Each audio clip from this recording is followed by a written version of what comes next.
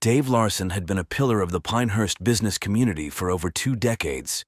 As the CEO of a thriving tech startup, he exuded confidence and charm, his salt and pepper hair and tailored suits a common sight at charity galas and board meetings alike. Dave's first marriage to Ingrid Bergman had ended in divorce after 10 years, leaving him with sole custody of their daughter, Freya.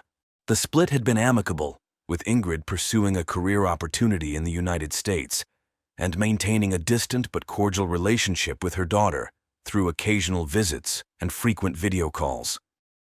It was at a business conference in Stockholm 5 years ago that Dave met Astrid Nielsen, a vivacious 42-year-old event planner with a quick wit and infectious laugh. Despite their age difference, the attraction was immediate and intense.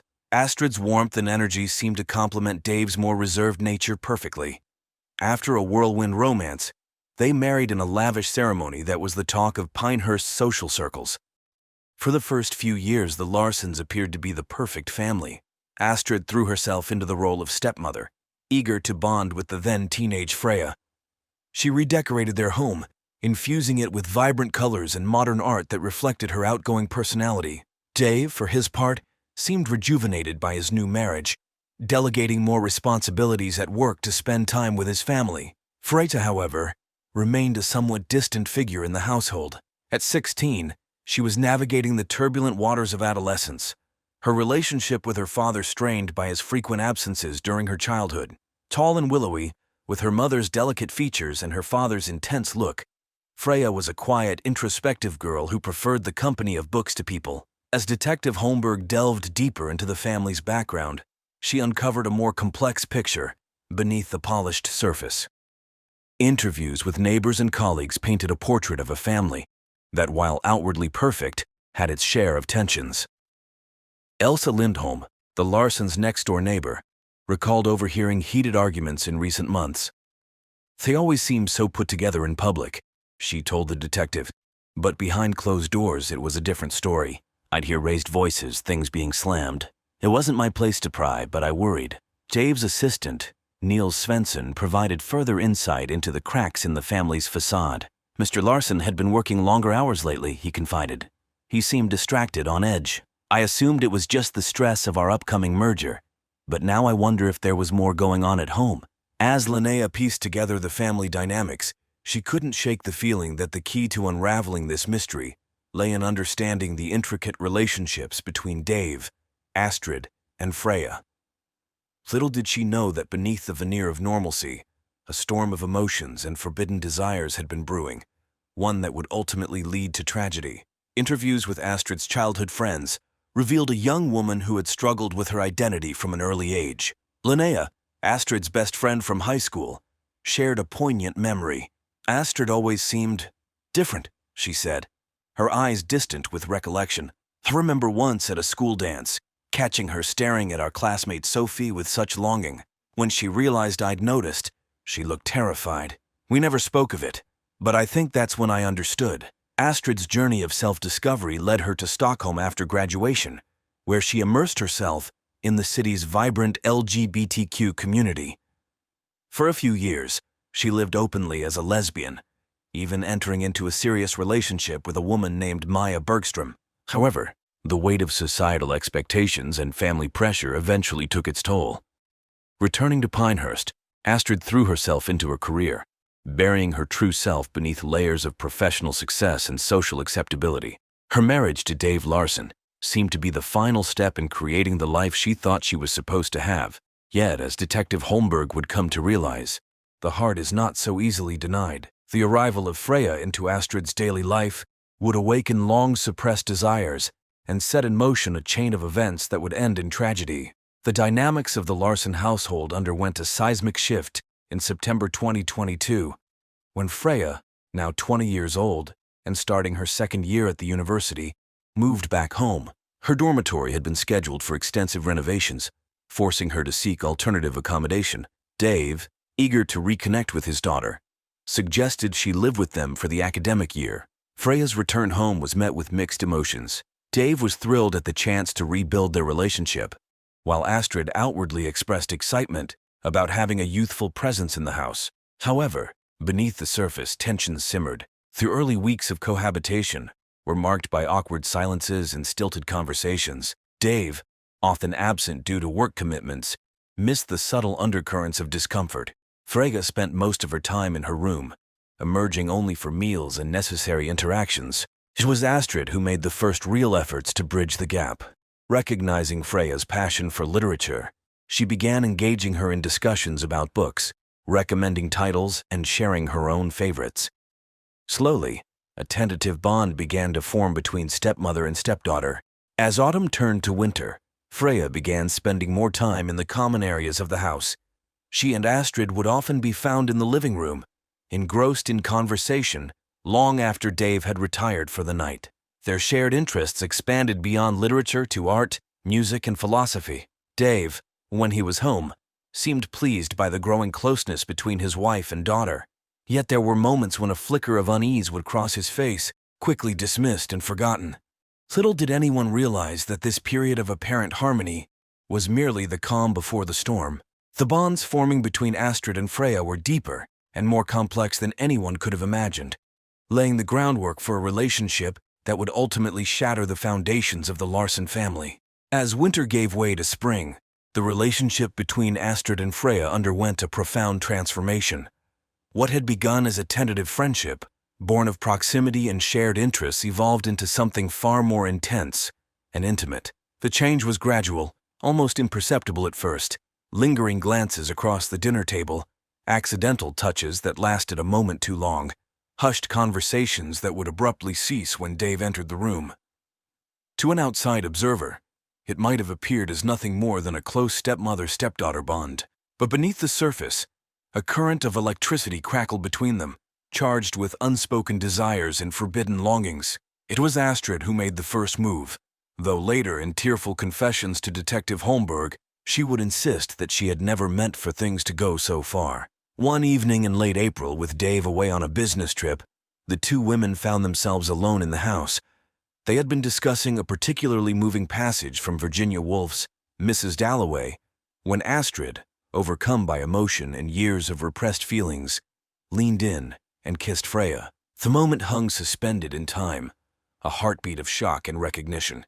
Then, to Astrid's surprise and secret joy, Freya kissed her back. What followed was a whirlwind of passion and guilt, stolen moments of ecstasy, followed by periods of anguished self-recrimination. Both women knew the magnitude of their transgression, the multiple taboos they were breaking, yet neither seemed able to stop. They began to orchestrate elaborate schemes to spend time alone together. Freya would invent study groups and project meetings, while Astrid claimed to be working late on event planning. In reality, they would meet in out-of-the-way cafes or secluded spots in nearby parks, reveling in each other's company and the thrill of their secret. Oscar, Freya's friend, noticed a change in her demeanor during this time. She seemed different, he told Detective Holmberg, happier, more alive somehow, but also nervous, like she was constantly looking over her shoulder. I asked her if everything was okay at home, but she just brushed me off. As spring bloomed into summer, Astrid and Freya's affair deepened. What had begun as a physical attraction evolved into a profound emotional connection. They shared hopes, fears, and dreams, finding in each other a kindred spirit long yearned for. Astrid, in particular, felt as though she was finally able to be her true self after years of repression. In Freya, she saw not just a lover, but a chance at the life she had always secretly wanted. Freya, for her part, was experiencing her first real love, the intensity of her feelings magnified by the forbidden nature of their relationship.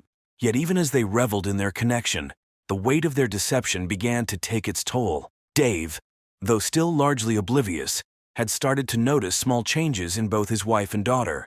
They seemed distant, distracted, and there was a new tension in the air whenever the three of them were together. In early June, things came to a head when Dave announced he would be cutting back on his work hours to spend more time with his family.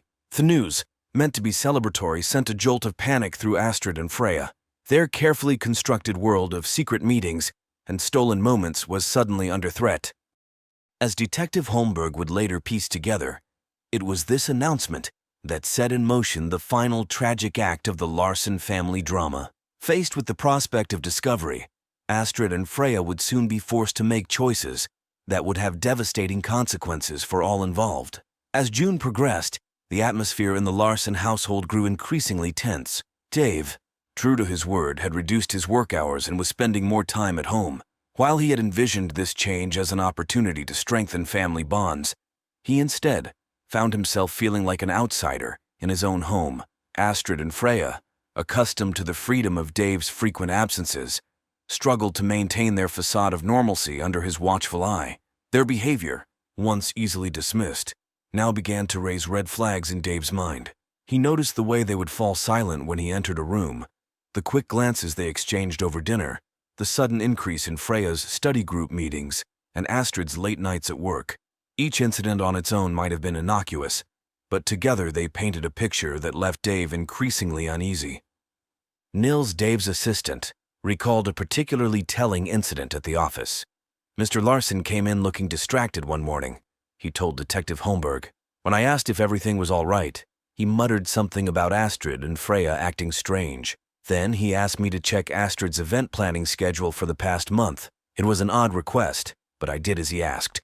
Dave's suspicions continued to grow.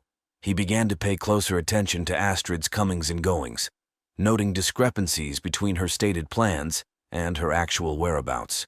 He found himself scrutinizing Freya's behavior, searching for clues in her expressions and body language. One evening, he overheard a hushed phone conversation between Astrid and Freya. Though he couldn't make out the words, the tone was intimate, punctuated by soft laughter and long pauses.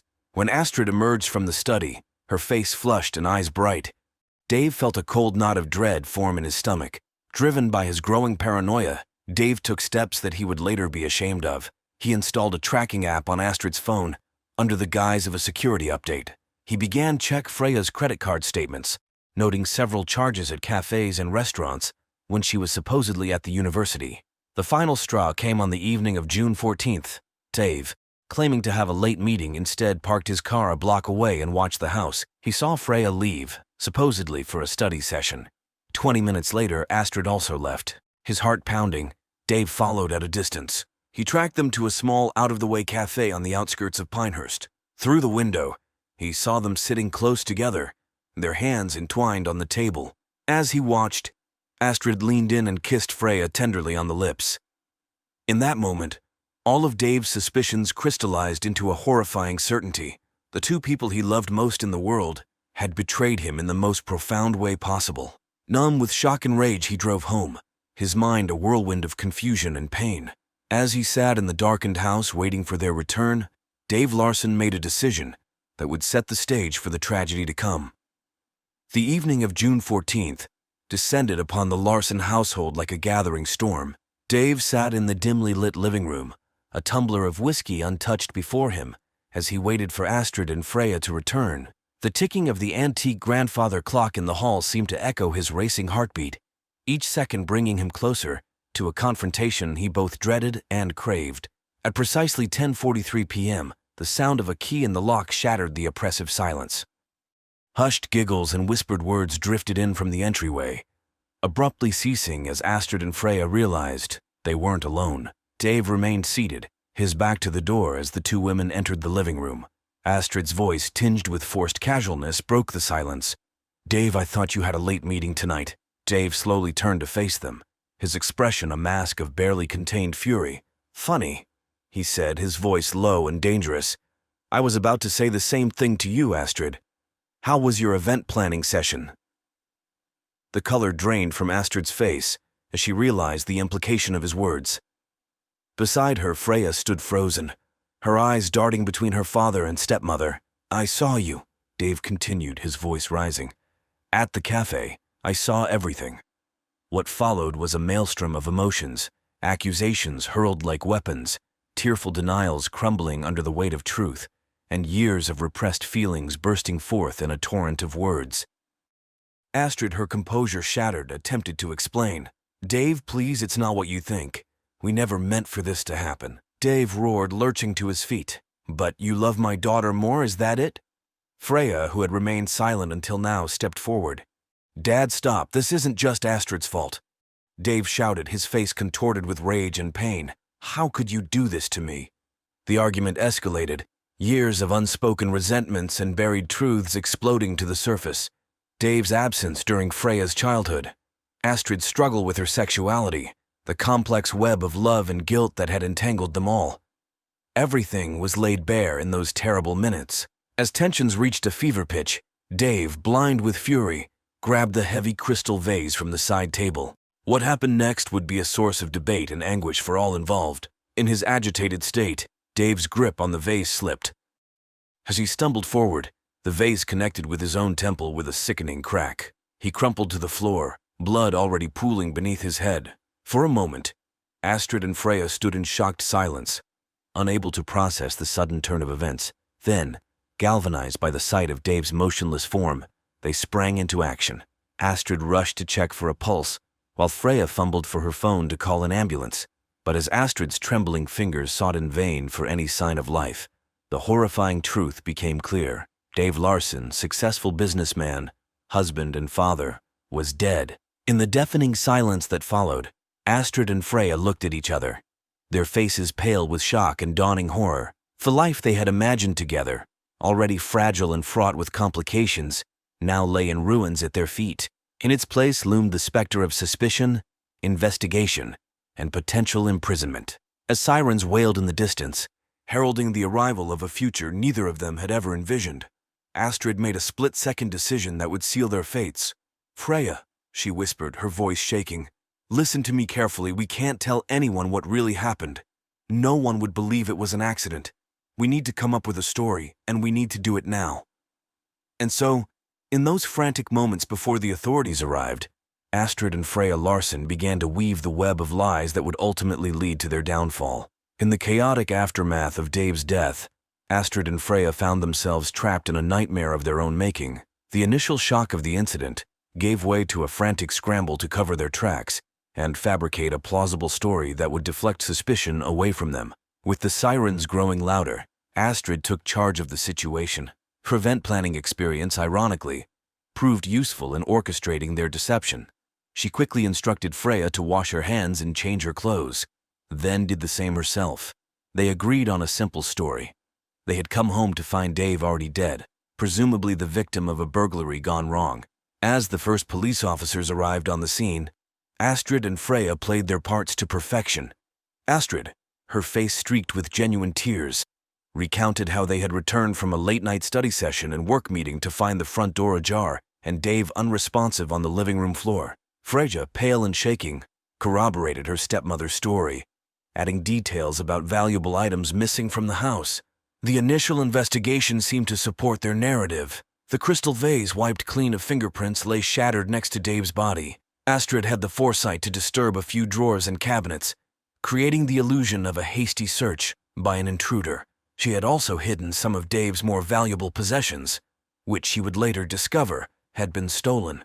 However, as the hours wore on and the adrenaline of the moment faded, the weight of their deception began to take its toll. Separated for questioning, Astrid and Freya found it increasingly difficult to keep their stories straight. Small inconsistencies began to creep in. The exact time of their return, the order in which they had entered the house, the position of Dave's body when they found him. Detective Linnea Holmberg, assigned to lead the investigation, noted these discrepancies with growing suspicion. Her instincts, honed by years on the force, told her that something about the grieving widow and stepdaughter didn't quite add up. In the days that followed, Astrid and Freya found themselves caught in an ever-tightening web of lies. Each interview with the police required more elaborate explanations, more details to remember and corroborate. The stress began to show in their behavior and appearance. As the investigation progressed, Astrid and Freya's carefully constructed alibi began to unravel.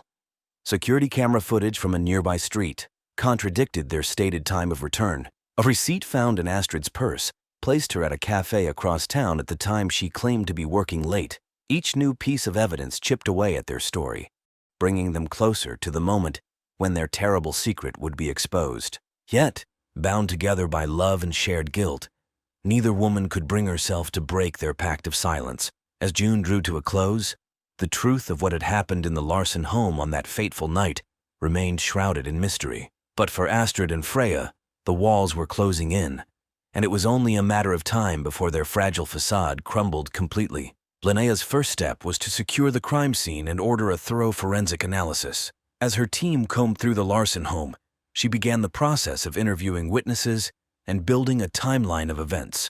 The neighborhood canvass yielded little of immediate value. Most residents reported a quiet evening, with nothing out of the ordinary until the arrival of emergency services.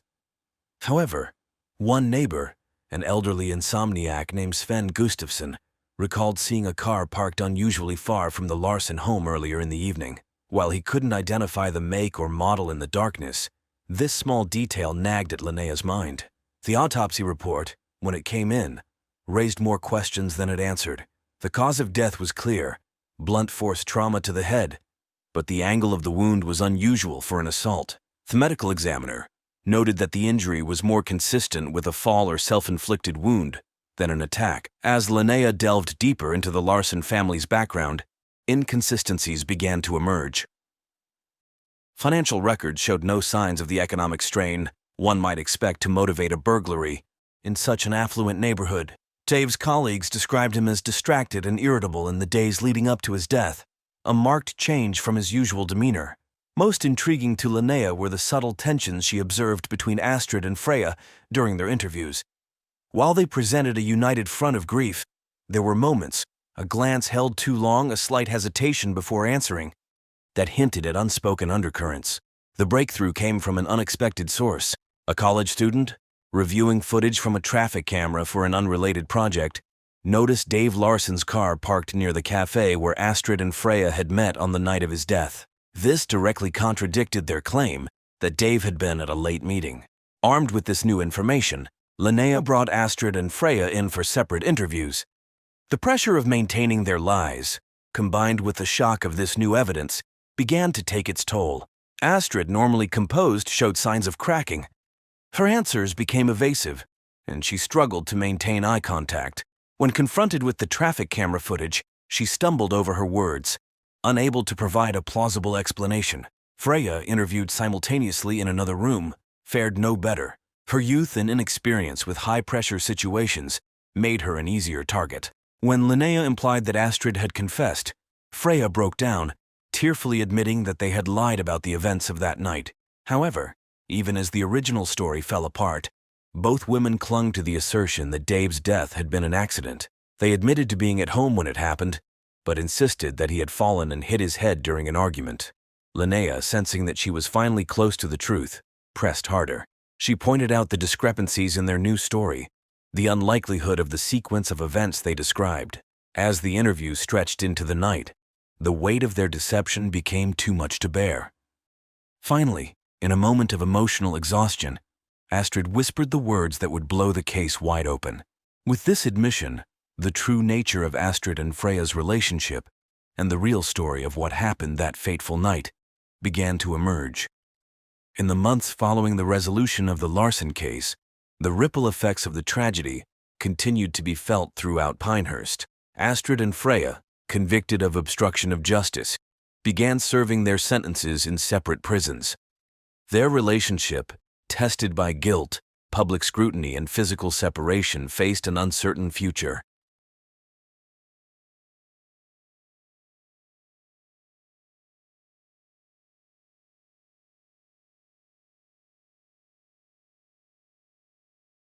At Oak Ridge Lane stood an elegant two-story home to the Corrin family. To the outside world, they appeared to be the perfect family, successful, attractive, and happy. Dwayne Corrin was known for his warm smile and impeccable taste in wine. His wife, Sandra, was a part-time yoga instructor, whose kind nature and community involvement made her a beloved figure in the neighborhood.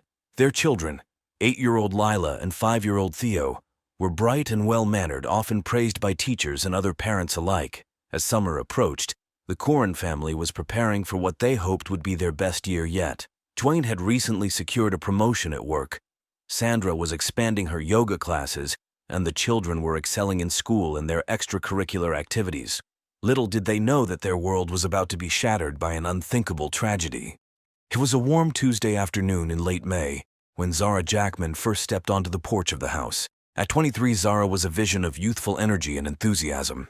Her long auburn hair was pulled back in a neat ponytail, and her emerald eyes sparkled with an eagerness to please. She smoothed down her crisp white blouse and took a deep breath before ringing the doorbell. Sandra Corin answered the door, her face lighting up with a welcoming smile. She ushered Zara inside, calling out to Dwayne and the children. As the family gathered in the living room, Zara's gaze was immediately drawn to Dwayne. His strong jawline and kind eyes made her heart skip a beat. Though she quickly composed herself, Zara's background seemed impeccable. A recent graduate from the local university with a degree in child psychology, she came highly recommended by the agency. Her references spoke glowingly of her responsibility, creativity, and genuine love for children.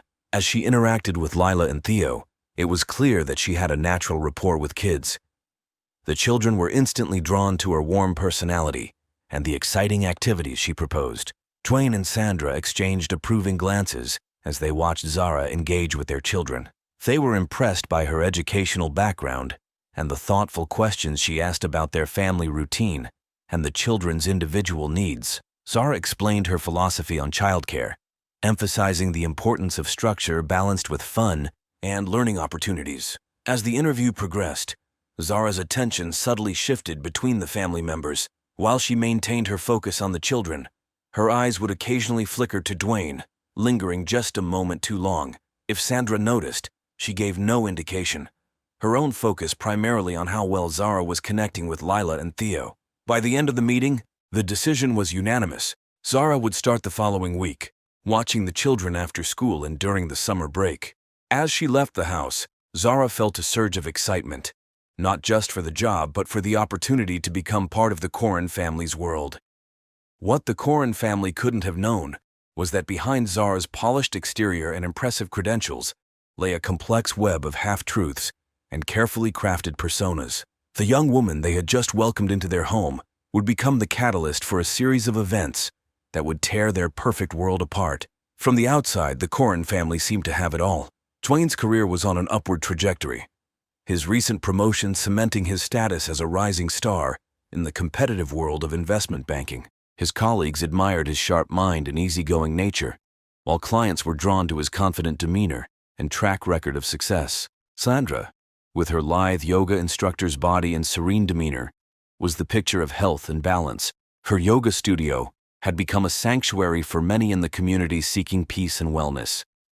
She juggled her growing business with volunteer work at the local women's shelter, earning her a reputation as both a skilled instructor and a compassionate member of the community. Lila, their precocious 8-year-old, was a budding artist whose paintings already adorned the walls of her elementary school. With her father's charm and her mother's grace, she was well liked by her peers and adored by her teachers. Theo, at 5, was a bundle of energy with an infectious laugh. His kindergarten teachers praised his curiosity and kindness, noting how he always included other children in his games.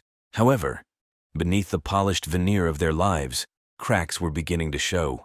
Dwayne's demanding job often kept him at the office late into the night, his absence at family dinners becoming more frequent than his presence. The stress of his high-pressure career manifested in mood swings that he struggled to control, sometimes snapping at Sandra over minor issues. Sandra, while outwardly calm, harbored a growing resentment towards Dwayne's absence and emotional distance. She threw herself into her yoga practice and volunteer work, finding fulfillment outside the home that was increasingly lacking within it. The passion that had once defined their relationship had cooled, replaced by a cordial but often tense coexistence. Despite these struggles, the Corin family worked hard to maintain their image of perfection. They attended neighborhood barbecues with matching smiles, posted carefully curated family photos on social media, and spoke only in glowing terms about each other to friends and acquaintances. It was into this complex family dynamic that Zara Jackman stepped, her keen eyes quickly picking up on the undercurrents of tension and dissatisfaction. Where others saw a flawless facade, Zara perceived vulnerability, a family teetering on the edge of discord, ripe for manipulation. As Zara integrated herself into the Corin household, she began to form her own narrative of the family dynamics. In her mind, Dwayne was an unappreciated husband and father, trapped in a loveless marriage with a woman who didn't understand him.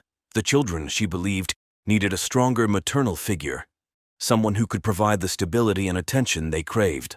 Little did the Corin family know that the very person they had hired to help maintain their carefully constructed world would be the one to shatter it completely. As the weeks passed, Zara became an indispensable part of the Corin household. Her dedication to the children was evident in the creative activities she planned, the patience she showed in helping with homework, and the genuine affection she seemed to have for Lila and Theo. Sandra found herself increasingly relying on Zara, grateful for the extra help as she focused on expanding her yoga business. But beneath Zara's helpful exterior, a dangerous obsession was taking root. Her initial attraction to Dwayne had blossomed into a full-fledged infatuation, fueled by their daily interactions and the glimpses she caught of his life. She began to catalog every detail about him: the way he liked his coffee in the morning, the cologne he wore, the sound of his laughter when he played with the children. Zara's fixation manifested in subtle ways at first. She would linger in Dwayne's home office, running her fingers over his books and inhaling the scent of his jacket, left draped over a chair. When doing laundry, she would hold his shirts close, imagining what it would be like to be held by him. She volunteered to stay late, hoping to catch a moment alone with Dwayne when he returned from work. As her obsession grew, so did her resentment towards Sandra. In Zara's distorted view, Sandra was neglectful of her family, too focused on her own pursuits to appreciate the wonderful man she had married. Zara convinced herself that she could be a better wife to Dwayne, a better mother to the children. She began to insert herself more forcefully into family matters, offering unsolicited advice on everything from Dwayne's diet to the children's education.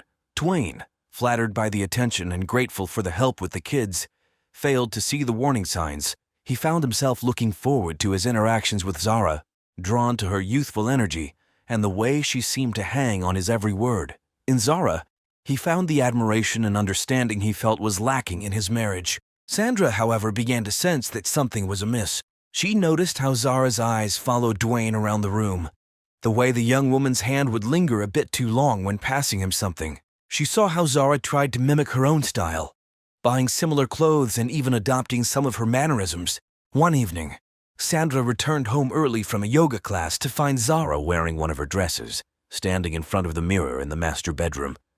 The young woman had been so engrossed in her fantasy that she hadn't heard Sandra enter. For a moment, they stared at each other in shocked silence before Zara stammered out an apology, claiming she had spilled something on her own clothes and needed to borrow something quickly. The incident left Sandra deeply unsettled. She tried to discuss her concerns with Dwayne, but he dismissed them as mere jealousy or overreaction.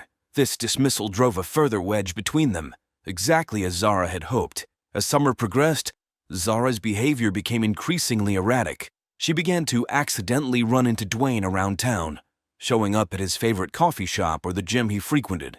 She created problems in the house that required Dwayne's attention, manufacturing reasons for them to be alone together. In her private moments, Zara's fantasies took a dark turn. She imagined a life where Sandra no longer existed, where she could step seamlessly into the role of Dwayne's wife and the children's mother. The line between fantasy and reality began to blur in Zara's mind, her obsession consuming every aspect of her life. What had started as a harmless crush had morphed into a dangerous fixation. Zara was now willing to go to any lengths to make her twisted dreams a reality, setting the stage for a tragedy that would soon rock the quiet community to its core. The pivotal moment that pushed Zara over the edge came on a sweltering August evening. The Corrin family had planned a weekend getaway to celebrate Dwayne and Sandra's upcoming 10th wedding anniversary. Zara, who had been initially asked to house sit, manipulated the situation so that her presence was required for the trip to help with the children. As they settled into the luxurious lake house, the tension between Dwayne and Sandra was palpable. An argument that had been brewing for weeks finally erupted, their heated words carrying across the still water.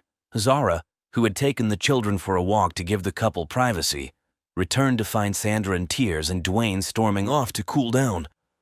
In that moment, Zara saw her opportunity. She comforted the children, tucking them into bed with soothing words and promises of a better tomorrow.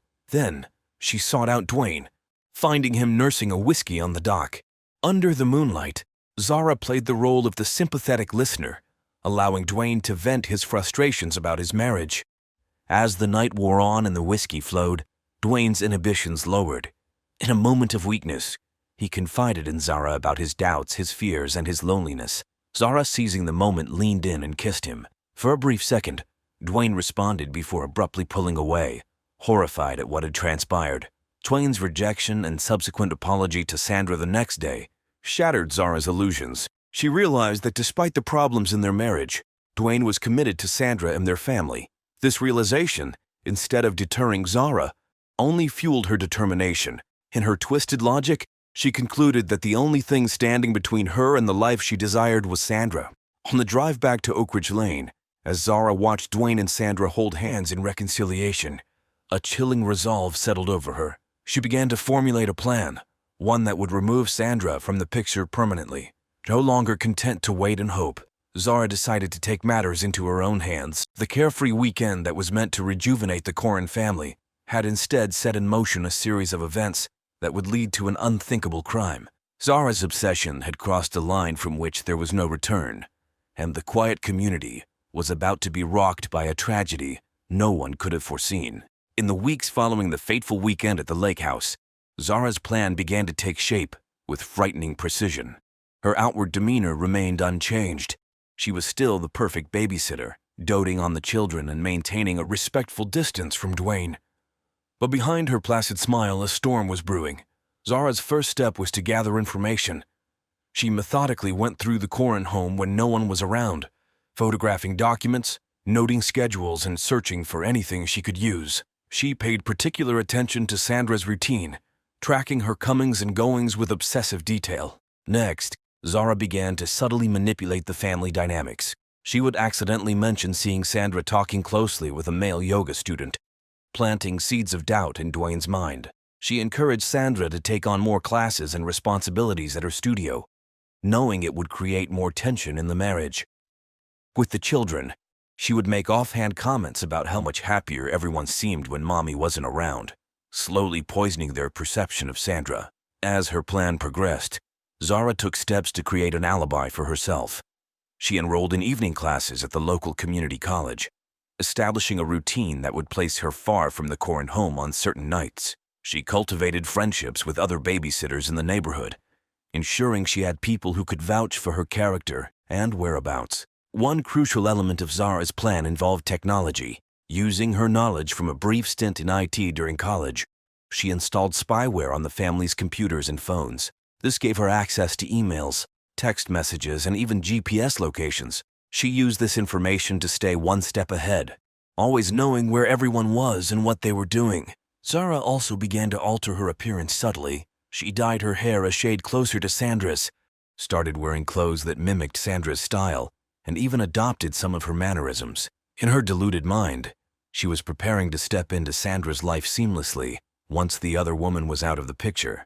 As the day she had chosen for her plan to culminate approached, Zara became more daring. She borrowed items from Sandra, a scarf here, a piece of jewelry there, things that could be used to implicate Sandra in nefarious activities if necessary. She also began to stockpile supplies, disposable gloves, cleaning products, and a set of clothes identical to what she planned to wear on the fateful day. Throughout all of this, Zara maintained her facade of normalcy. She continued to excel in her role as a babysitter, even receiving glowing praise from Sandra for her dedication.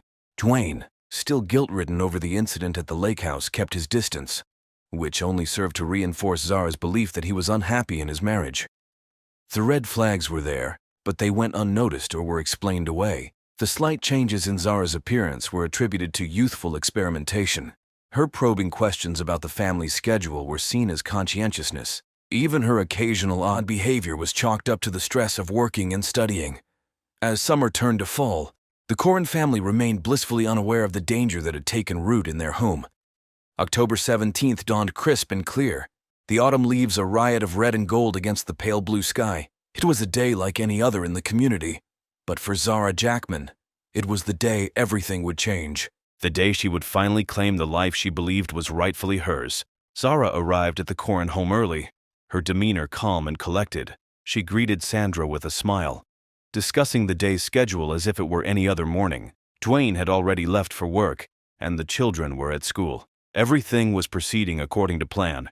As Sandra prepared to leave for her morning yoga class, Zara made her move. She offered Sandra a smoothie, claiming it was a new energy-boosting recipe she'd learned. Sandra, always health-conscious, accepted gratefully. What she didn't know was that the smoothie was laced with a powerful sedative Zara had obtained through less than legal means. Within minutes, Sandra began to feel dizzy and disoriented. Zara, feigning concern, suggested she lie down for a moment. As Sandra's consciousness faded, Zara's mask of concern melted away, replaced by a cold determination. She methodically began to set her plan in motion. First, Zara changed into clothes identical to what Sandra had been wearing. She then carefully applied makeup to subtly alter her features, making herself look more like Sandra from a distance. With practiced ease, she gathered Sandra's personal effects, her phone, keys, and wallet. Next came the most crucial and disturbing part of her plan. Zara maneuvered Sandra's unconscious form into the trunk of Sandra's own car. She then drove to a pre-selected location, an abandoned warehouse on the outskirts of town. There, in the dusty gloom, Zara committed the unthinkable act that would forever change the lives of everyone involved. The details of what transpired in that warehouse would later shock even the most hardened detectives. Suffice it to say, Zara's actions were brutal and methodical. She had planned for every contingency, using her knowledge of forensics to minimize evidence. When it was over, Zara stood over Sandra's lifeless body, her hands shaking not with remorse but with a perverse sense of accomplishment. Zara then embarked on the next phase of her plan.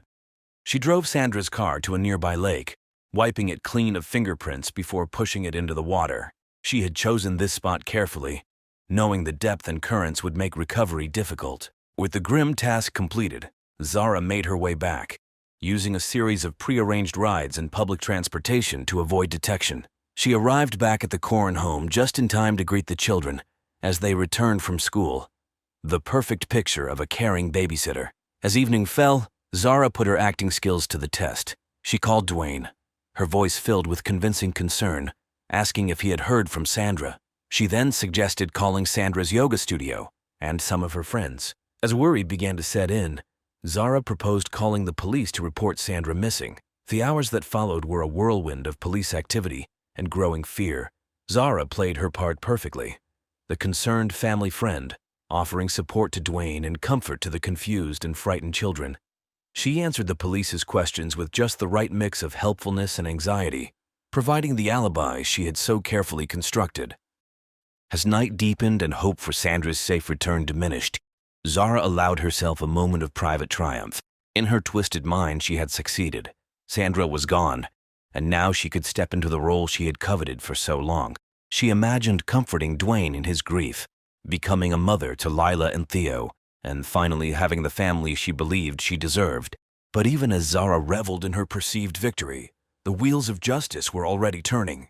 The meticulous planning, the careful execution, none of it would be enough to hide the truth forever. The quiet community had been shattered by an act of unthinkable violence, and the aftermath would reveal dark secrets and shattered lives in ways no one could have anticipated. The disappearance of Sandra Corrin sent shockwaves through the community. As dawn broke the day after Sandra vanished, the quiet suburb transformed into a hive of police activity. Detective Ava Ramirez, a seasoned investigator with a reputation for solving complex cases, took charge of the investigation. The first 48 hours were crucial. Detective Ramirez and her team combed through the Corrin home, searching for any clues that might shed light on Sandra's disappearance. They interviewed neighbors, colleagues, and friends, building a timeline of Sandra's last known movements. Initially, the prevailing theory was that Sandra had left of her own accord. There were whispers of marital problems, of Sandra feeling stifled in her role as a wife and mother.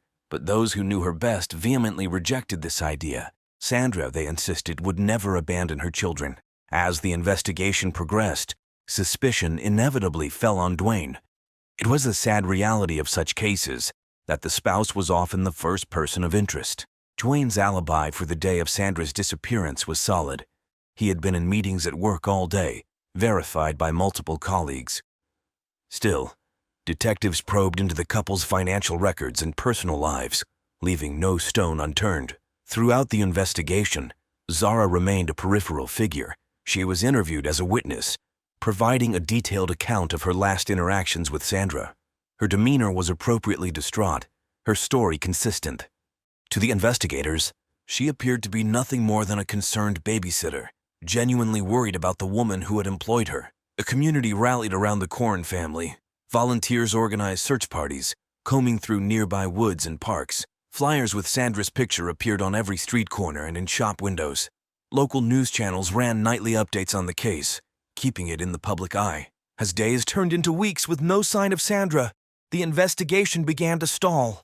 Leads dried up, and theories grew more speculative. Digging deeper, Ramirez discovered that Zara's impeccable credentials had been carefully fabricated.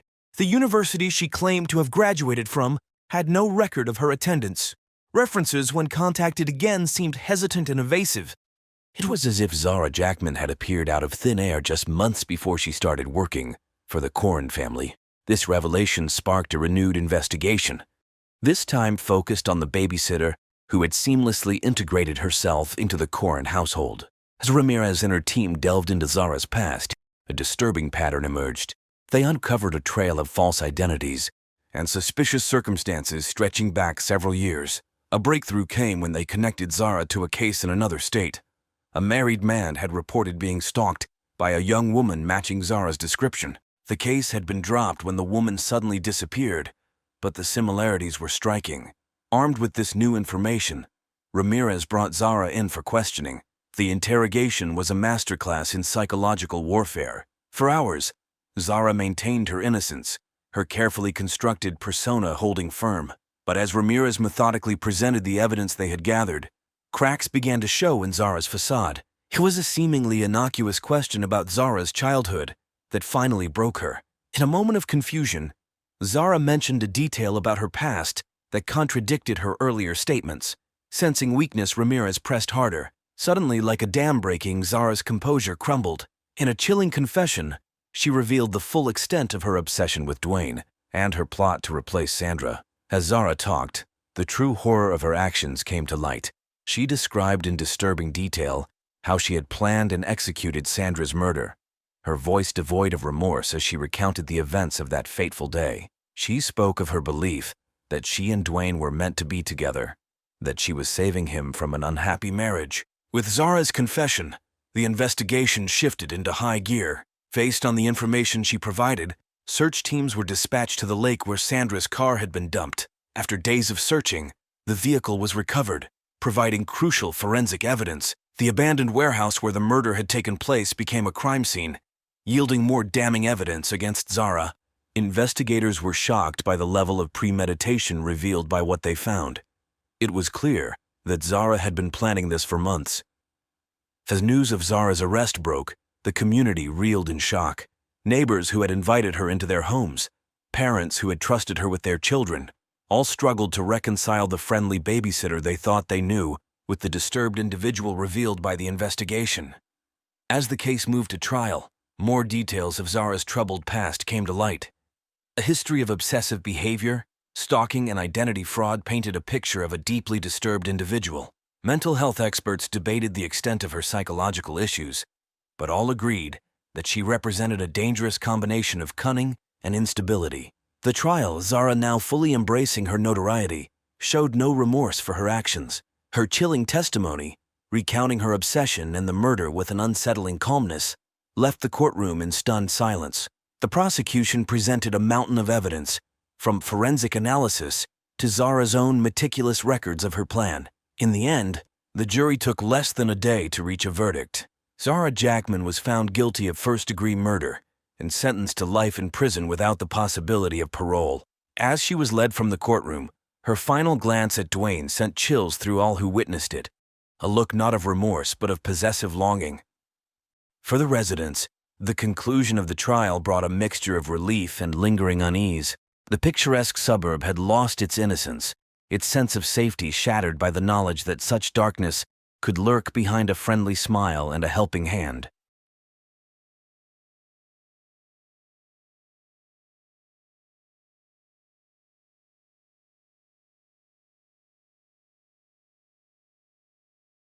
At the center of this tragic tale were two individuals whose paths had crossed years earlier, only to collide again with devastating consequences. David Reeves, a 32-year-old software engineer, and Cassandra Cassie Pitt, a 30-year-old marketing executive, had once been lovers. Their romance, which had burned bright and fierce, ended in heartbreak and resentment. Neither could have imagined that a chance reconnection through a dating app would reignite a spark, not of love, but of deadly obsession. David Reeves was born on a sweltering summer day in 1991. From an early age, it was clear that David was gifted with an exceptional intellect. His parents, both academics at the University of Chicago, nurtured his curiosity and pushed him to excel in his studies. Growing up, David was surrounded by books and intellectual discourse. While this environment fostered his academic growth, it did little to develop his emotional intelligence or social skills. As a child, David often struggled to connect with his peers, finding solace instead in the logical world of mathematics and computer programming. At school, David's brilliance was evident, but so was his inability to navigate social situations. He was often the target of bullies, which only served to deepen his isolation and fuel a simmering resentment towards those he perceived as more socially adept. Despite these challenges, David's academic performance remained stellar, and he graduated as valedictorian of his high school class. David's exceptional grades and test scores earned him a full scholarship to the Institute of Technology, where he pursued a degree in computer science. It was during his college years that David began to come out of his shell, albeit slowly. He joined the robotics club and found a group of like-minded individuals who appreciated his intellect and quirky sense of humor. After graduating from MIT, David landed a prestigious position at a tech startup. His innovative ideas and tireless work ethic quickly propelled him up the corporate ladder. By the age of 28, he was leading his own team of developers, working on projects that promised to revolutionize the field of artificial intelligence. Despite his professional success, David's personal life remained a source of frustration and disappointment. His relationships were few and far between, often ending abruptly due to his intense nature and difficulty in expressing emotions. David's therapist, whom he began seeing in his late 20s, suggested that he might have undiagnosed high-functioning autism, which could explain his social struggles and intense focus on specific interests. As David entered his early 30s, he found himself increasingly lonely and unfulfilled. His parents, now retired and traveling the world, were largely absent from his life. Colleagues admired his brilliance, but kept their distance socially. It was in this state of emotional vulnerability that David would encounter Cassandra Pitt, setting in motion a chain of events that would forever alter the course of both their lives. Cassandra Pitt's story began in the bustling city of Atlanta, Georgia, where she was born in 1993 to Elaine, a high school English teacher, and Desmond, a civil rights attorney. The youngest of 3 children, Cassie grew up in a household that valued education, social justice, and self-expression. From an early age, Cassie exhibited a natural charisma and an ability to connect with people from all walks of life. Her infectious laugh and quick wit made her popular among her peers, while her sharp intellect and curiosity endeared her to her teachers. Cassie's childhood was marked by a sense of adventure and a desire to experience all that life had to offer. Despite her outgoing nature, Cassie harbored a deep-seated insecurity about living up to her family's expectations. Her older siblings, both high achievers in their respective fields of medicine and law, cast long shadows. Cassie's passion for communication led her to pursue a degree in marketing and public relations. College life suited Cassie perfectly, allowing her to expand her horizons and explore new ideas. It was during her junior year that Cassie first began to question her sexuality. A close friendship with her roommate Valerie blossomed into a romantic relationship, leading Cassie to identify as bisexual. While her family was supportive, this period of self-discovery was not without its challenges, as Cassie navigated the complexities of her identity in the face of societal expectations. After graduation, Cassie's drive and talent landed her a position at a prestigious marketing firm in Chicago. She threw herself into her work, quickly gaining a reputation as a creative problem solver and a skilled communicator. Her career flourished, and by the age of 28, she had been promoted to a senior executive position, overseeing major accounts for national brands. As she approached her 30th birthday, Cassie felt a mix of pride in her accomplishments and a gnawing sense that something was missing from her life. It was in this state of introspection that fate would bring David Reeves into her orbit, setting the stage for a relationship that would have far-reaching and ultimately tragic consequences. The paths of David Reeves and Cassandra Pitt first crossed on a chilly October evening at a tech industry networking event in downtown Chicago. David, there to represent his company's latest AI innovations, found himself drawn to the vibrant energy emanating from the marketing corner of the room. It was there that he first laid eyes on Cassie, who was captivating a small crowd with her animated description of a recent successful campaign.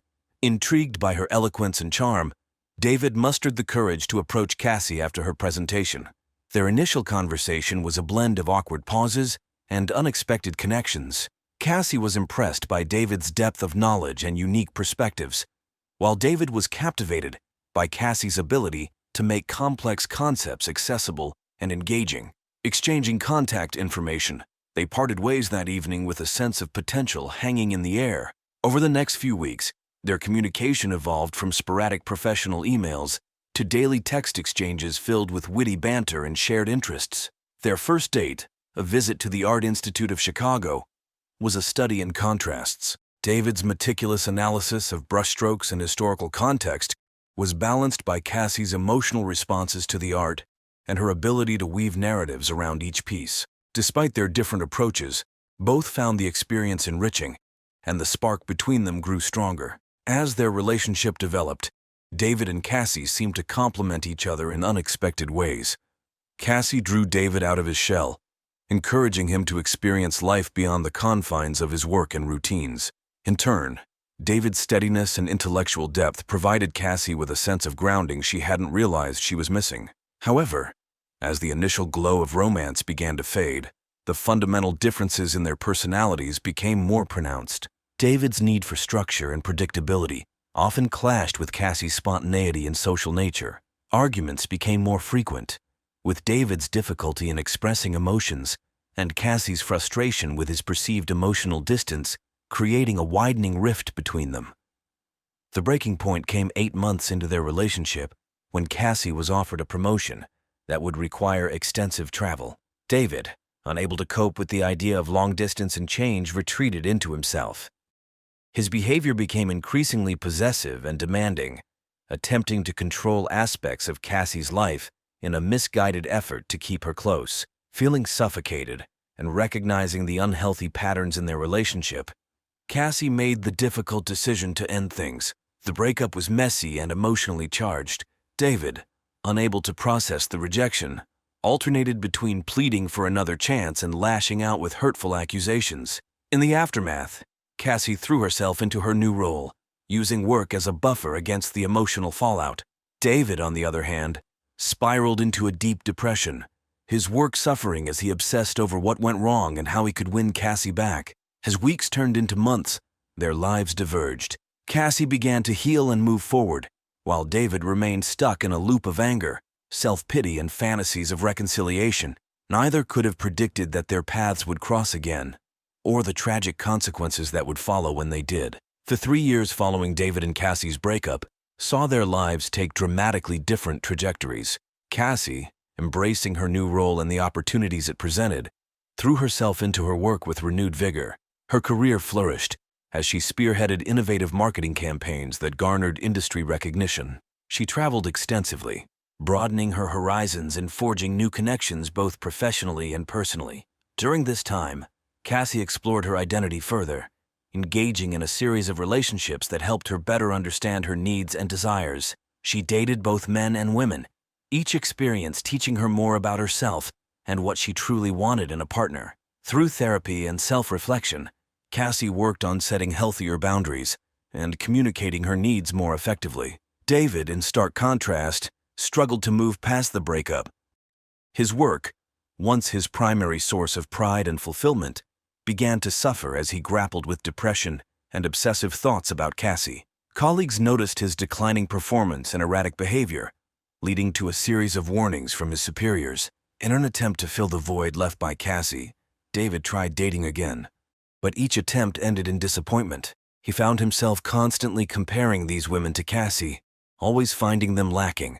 His therapist encouraged him to focus on personal growth and healing, but David's sessions often devolved into ruminations about his past relationship and fantasies of reconciliation. As time passed, David's obsession with Cassie didn't wane, but instead took on a darker tone. He began monitoring her social media accounts religiously, creating elaborate stories in his mind about her life and the reasons for their breakup. Unbeknownst to Cassie, David had started driving by her apartment and favorite haunts, always careful to remain undetected. Both David and Cassie continued to live, their paths occasionally crossing at local establishments.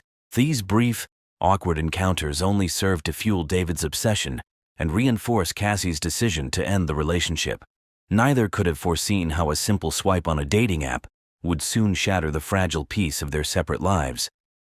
On a quiet Sunday evening in September, David found himself mindlessly scrolling through a popular dating app. His therapist had suggested he try to meet new people, but David's heart wasn't in it. He was using the app when a familiar face caught his eye. There, smiling back at him from the screen, was Cassie. David's heart raced as he stared at her profile. The photos were recent, showing Cassie at various events and travels. Her bio was witty and confident, highlighting her love for adventure and passion for her work. Without hesitation, David swiped right, his mind already spinning with possibilities. To his shock and elation, it was a match. Cassie had swiped right on him too, though her reasons were far different from David's. For Cassie, seeing David's profile had been a surprise, but she had swiped right out of a mixture of curiosity and a desire for closure. She hoped that enough time had passed for them to have a mature conversation, and perhaps even forge a friendship. David wasted no time in sending a message. "Hey Cassie, long time no see." His casual tone belied the trembling of his hands as he typed. Cassie's response came the next day. "Hi David, this is a surprise. I'm doing well, thanks. How about you?" Their initial exchange was polite but guarded. David, interpreting Cassie's responses through the lens of his fantasies, saw signs of lingering affection where there were none. He quickly steered the conversation towards meeting up, suggesting they grab coffee to catch up properly. Cassie, sensing David's eagerness, felt a twinge of unease. She gently deflected, saying she was busy with work, but suggesting they could chat more on the app for now. Over the next few days, their conversations continued sporadically. David became increasingly bold, reminiscing about their past and hinting at his desire to rekindle their relationship. Cassie, growing uncomfortable with the direction of their chats, decided to be direct. In a carefully worded message, Cassie explained that while she valued the good times they had shared, she wasn't interested in revisiting their romantic relationship. She expressed hope that they could be friends, but made it clear that anything more was off the table. For David, Cassie's rejection was like a physical blow. All the progress he thought he had made in therapy crumbled in an instant. As he read and reread her message, his sadness quickly turned to anger. The old feelings of betrayal and resentment resurfaced with a vengeance, setting in motion a chain of events that would end in tragedy. In the days following Cassie's rejection, David's mental state rapidly deteriorated. The carefully constructed facade of normalcy he had maintained over the past 3 years crumbled, revealing the depths of his obsession and instability. He called in sick to work, isolating himself in his apartment, which quickly became a reflection of his chaotic mind. He created elaborate timelines and conspiracy-style stringboards, trying to piece together the real reason Cassie had rejected him. In his delusional state, David convinced himself that Cassie was being manipulated by others, that she couldn't possibly have rejected him of her own free will. His online behavior became increasingly erratic. David created multiple fake profiles on various social media platforms, using them to interact with Cassie and gather more information about her life. He spent hours analyzing her posts, likes, and comments, looking for hidden messages he believed were meant for him. David's obsession soon spilled over into the physical world. He began following Cassie, carefully documenting her daily routines, the places she frequented, and the people she interacted with. He was meticulous in his stalking, always staying just out of sight, convinced that if he could just understand her life fully, he would find the key to winning her back. As weeks passed, David's grip on reality continued to slip. He stopped attending therapy, convinced that his therapist was part of the conspiracy to keep him and Cassie apart. His personal hygiene and living conditions deteriorated, but he barely noticed, so consumed was he by his obsession. David's work suffered severely. When he did show up at the office, his behavior was erratic and his performance subpar. Concerned colleagues tried to reach out, but David pushed them away, growing paranoid that they too were working against him. It wasn't long before he was called into a meeting with HR and placed on indefinite leave, pending a psychological evaluation. This professional setback only served to fuel David's delusions. With no job to distract him, he devoted all his time and energy to his obsession with Cassie. He convinced himself that if he could just talk to her face to face, he could make her understand that they were meant to be together. David's planning became more sinister. He purchased a gun through an illegal online marketplace, justifying it to himself as protection against the imagined forces keeping him and Cassie apart. He spent hours practicing what he would say to Cassie, rehearsing scenarios that always ended with her realizing her mistake and falling back into his arms. As his mental state deteriorated further, David's fantasies took on a darker tone. He began to entertain thoughts of forcing Cassie to listen to him, of making her understand their connection by any means necessary. The line between love and obsession blurred completely in his mind, replaced by a singular all-consuming need to possess Cassie. On a crisp autumn morning, David woke with a sense of clarity that had eluded him for weeks. He showered, shaved, and dressed with care, as if preparing for a long-awaited date. In his twisted mind, this was to be the day when everything would finally be set right. With the gun tucked into his waistband and a bouquet of roses in his hand, David set out to confront the object of his obsession, oblivious to the tragedy he was about to unleash. The morning of October 15th, Cassie Pitt began her day as she always did, with a brisk jog through the neighborhood, followed by a cup of coffee on her balcony. She had no way of knowing that just a few blocks away, David Reeves was watching her through binoculars, waiting for the right moment to make his move. As Cassie prepared to leave for work, David made his way to her apartment building. His heart raced with anticipation, the weight of the gun at his waist a constant reminder of the power he now held. He positioned himself near the entrance, the bouquet of roses clutched tightly in his trembling hands. When Cassie emerged from the building, David called out her name. She froze, recognizing his voice instantly. As she turned to face him, a mix of surprise and fear flashed across her features. "David, what are you doing here?" David's rehearsed speech abandoned him at the sight of Cassie. Instead, he thrust the roses toward her, his words tumbling out in a desperate rush. "Cassie, please, we need to talk. I know you didn't mean what you said. We belong together." Cassie's initial shock quickly gave way to anger. She took a step back, her voice firm as she replied, "David, I meant every word. You need to leave." But David was beyond reason. He advanced towards Cassie, his free hand reaching for her arm. "You don't understand. They've been lying to you, manipulating you. I'm the only one who truly loves you." Cassie's training in self-defense kicked in. She twisted away from David's grasp, her voice rising as she shouted for help and calling the police. The mention of the police shattered the last of David's delusions. In a fluid motion born of desperation, he pulled the gun from his waistband. The roses fell forgotten to the ground as he leveled the weapon at Cassie. Cassie's eyes widened in terror at the sight of the gun. She raised her hands in a placating gesture, her voice shaking as she tried to reason with him. For a moment, David hesitated. A flicker of doubt crossed his face as he stared into Cassie's pleading eyes. But then he caught sight of her phone in her hand, the screen showing a half-dialed 911 call. Something snapped inside him. What happened next was a blur of motion and sound. David lunged forward, grabbing for the phone. Cassie resisted, struggling to break free. In the scuffle, a shot rang out, echoing through the quiet morning air. Time seemed to stand still as Cassie stumbled backward, a look of shock and disbelief on her face. She looked down at the spreading red stain on her blouse. David stood frozen, the gun still clutched in his shaking hand. The reality of what he had done crashed over him like a tidal wave. As Cassie collapsed to the ground, neighbors began to emerge from their homes, drawn by the sound of the gunshot.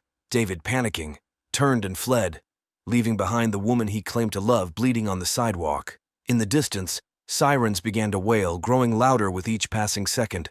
But for Cassie, lying on the cold concrete, those sirens would come too late. The tranquil morning was shattered by the arrival of police cars and ambulances, their sirens piercing the air as they converged on Cassie's house. Detective Eliana Vasquez, a veteran of the police department's homicide unit, arrived on the scene within minutes of the first 911 call. As paramedics fought to save Cassie's life, Detective Vasquez began the painstaking process of piecing together the events of the morning. She cordoned off the area, preserving the crime scene for the forensics team. The discarded roses, the shell casing from the fired bullet, and the blood-stained concrete all told a partial story of the tragedy that had unfolded. Witnesses were quickly identified and separated for interviews. A resident of the building had been watering her plants on her balcony when she heard the commotion. She described seeing a man matching David's description fleeing the scene, providing the first solid lead in the case. As the forensics team combed the area for evidence, Detective Vasquez turned her attention to Cassie's background. A preliminary search of Cassie's phone, retrieved from the scene, revealed the recent interactions with David on the dating app. This discovery quickly established David as the prime suspect. The investigation expanded rapidly. Detectives were dispatched to David's apartment and workplace, while others began the process of tracing his movements in the days leading up to the shooting. His recent leave of absence from work and erratic behavior painted a picture of a man unraveling. Interviews with Cassie's friends and colleagues revealed the history between her and David, shedding light on the toxic nature of their past relationship and David's inability to move on. Each new piece of information added to the growing profile of David as a dangerous and unstable individual. The search for David quickly escalated into an intense manhunt. As dawn broke on the second day after the shooting, law enforcement agencies from across the state joined the effort, transforming the quiet suburb into a hive of police activity. As the manhunt entered its third day, a breakthrough came from an unexpected source. A homeless man reported seeing someone matching David's description entering an abandoned warehouse on the outskirts of town. The tip was initially met with skepticism, but given the lack of other leads, Detective Vasquez decided to pursue it. A tactical team was assembled, and in the early hours of the morning they moved in on the warehouse. The tension was palpable as they methodically cleared the building, the silence broken only by the crackle of their radios and the echo of their footsteps on the concrete floor. In a dramatic turn of events, David was found, barely recognizable from the man in the widely circulated photos. Disheveled, malnourished, and clearly in a state of mental distress, he offered no resistance as he was taken into custody. Detective Vasquez, bleary-eyed but determined, conducted the initial interrogation. David, still in a state of shock, alternated between periods of eerie calm and emotional outbursts. His ramblings about conspiracies and his delusional belief that he and Cassie were meant to be together painted a disturbing picture of his mental state. Within hours of his arrest, David was assigned a public defender. She immediately requested a psychological evaluation, setting the stage for what would become a central issue in the case: David's mental competency to stand trial. As the legal proceedings unfolded, a team of forensic psychiatrists began the arduous task of evaluating David's mental state. Their findings would be crucial in determining whether he would face trial or be remanded to a psychiatric facility. Meanwhile, the prosecution meticulously gathered evidence from David's apartment, including the walls covered with photos and timelines of Cassie's life. His internet search history revealed a disturbing pattern of stalking behavior and research on untraceable weapons. Pre-trial motions flew back and forth. The defense sought to suppress evidence from David's apartment, arguing it was obtained without proper warrant. The prosecution fought to include David's dating app conversations with Cassie as evidence of premeditation. The verdict in the trial of David Reeves sent shockwaves through the community. Found guilty of first-degree murder but mentally ill, David was sentenced to life in a high-security psychiatric facility, with the possibility of transfer to prison if his mental state improved.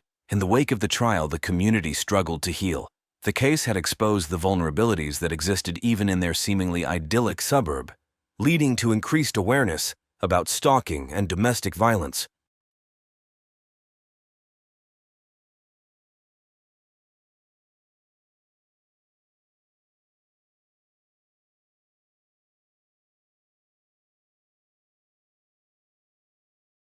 At the heart of this tale are three individuals whose paths would become inextricably intertwined.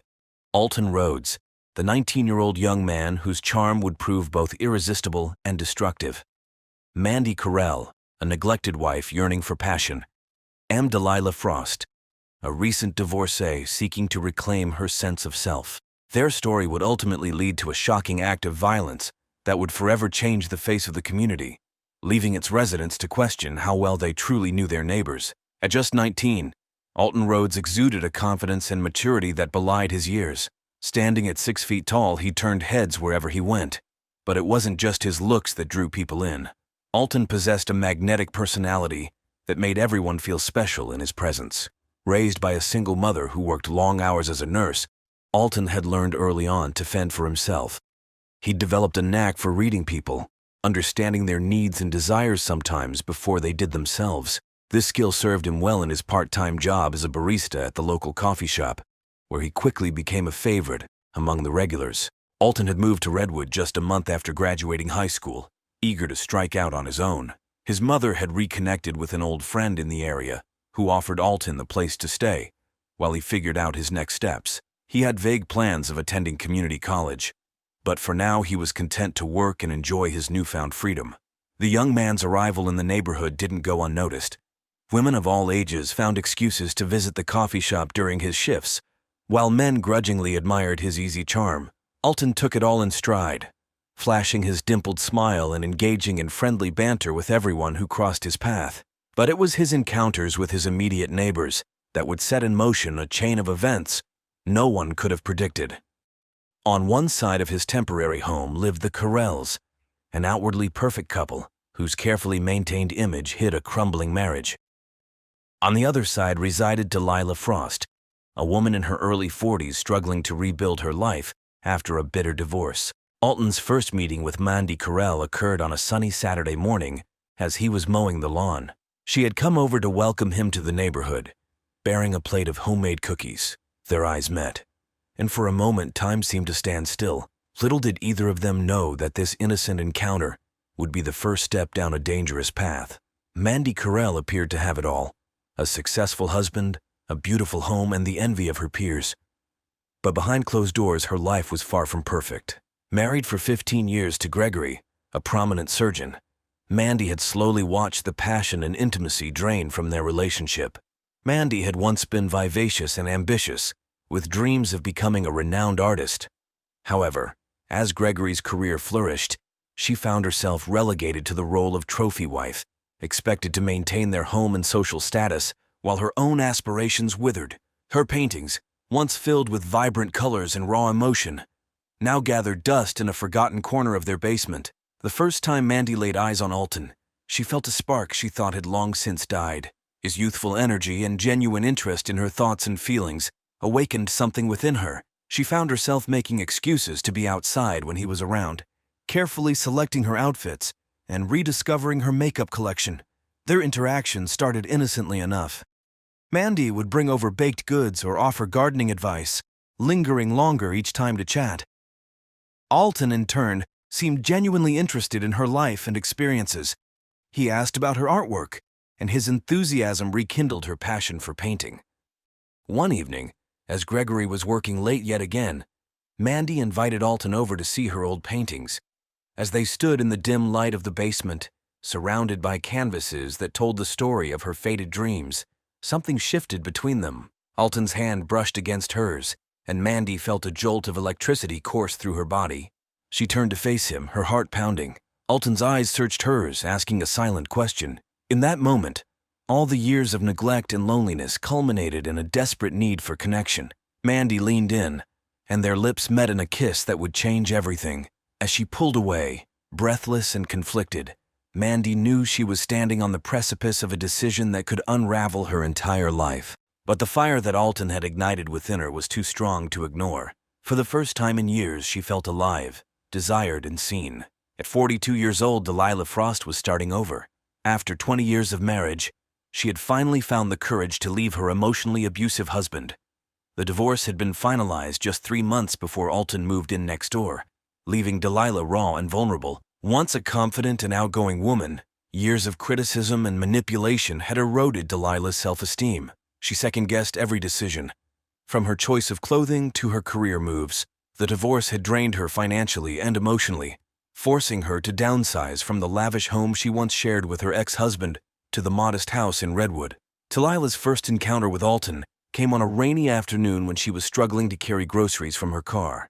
Without hesitation, he rushed over to help, flashing a warm smile that made her feel seen for the first time in years. As they chatted while putting away her groceries, Delilah found herself opening up about her recent divorce and the challenges of rebuilding her life. To her surprise, Alton listened without judgment, offering words of encouragement and support. His youthful optimism was infectious, and Delilah found herself smiling more than she had in months. Before he left, Alton suggested they have coffee sometime, an invitation that both thrilled and terrified her.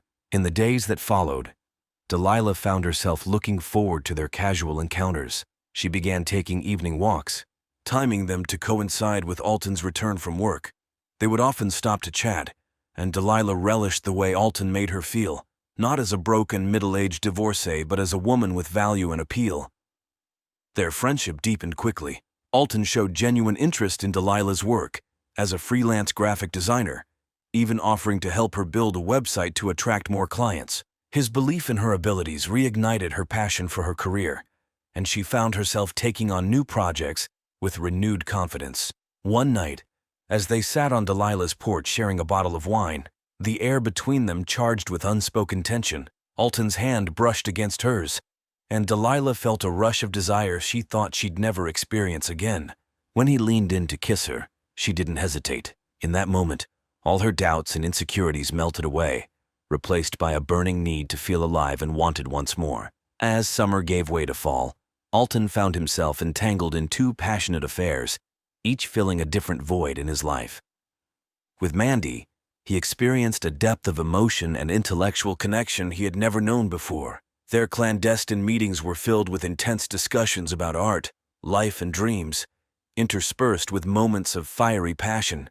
Mandy's neglected talents flourished under Alton's admiration, and she began painting again with renewed vigor. Delilah, on the other hand, offered Alton a sense of nurturing and stability he had always craved. Their time together was marked by comfort and easy laughter, with Delilah's confidence growing stronger with each encounter.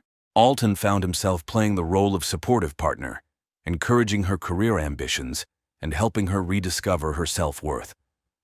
The young man rationalized his behavior, convincing himself that he was helping both women find happiness and fulfillment. He skillfully juggled his time between them, using his job at the coffee shop and fictitious study groups as covers for his rendezvous. Mandy reveled in the secret thrill of her affair, feeling more alive than she had in years. She threw herself into her art, producing a series of abstract paintings that pulsed with newfound passion and energy. Her renewed zest for life didn't go unnoticed by her husband, Gregory, who attributed the change to a new fitness routine Mandy had ostensibly started. Meanwhile, Delilah blossomed under Alton's attention. Her wardrobe underwent a transformation, reflecting her growing confidence. Friends remarked on the positive change in her demeanor, assuming she had finally moved on from her painful divorce. As weeks turned into months, both women grew increasingly attached to Alton. Mandy began to fantasize about leaving her loveless marriage, imagining a future where she could pursue her art freely with Alton by her side.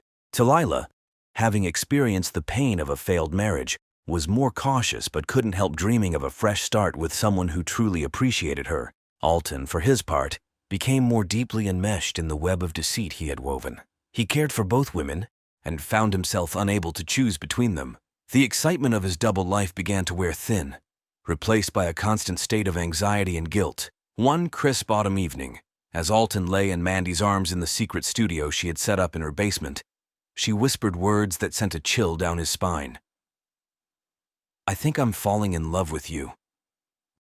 Later that same night, in Delilah's warm kitchen, she gazed at him over a cup of tea and confessed that he made her believe in love again. As Alton walked home in the dark, the weight of his actions finally began to sink in. He realized that what had started as harmless flirtation had grown into something far more complex and potentially destructive. Little did he know, the delicate balance he had been maintaining was about to come crashing down, with consequences more dire than he could have ever imagined. As autumn progressed, Alton's double life became increasingly difficult to maintain. The thrill of secret rendezvous was replaced by a constant state of anxiety and hypervigilance. Every text message, every phone call, every casual encounter in the neighborhood became a potential minefield that could expose his deception.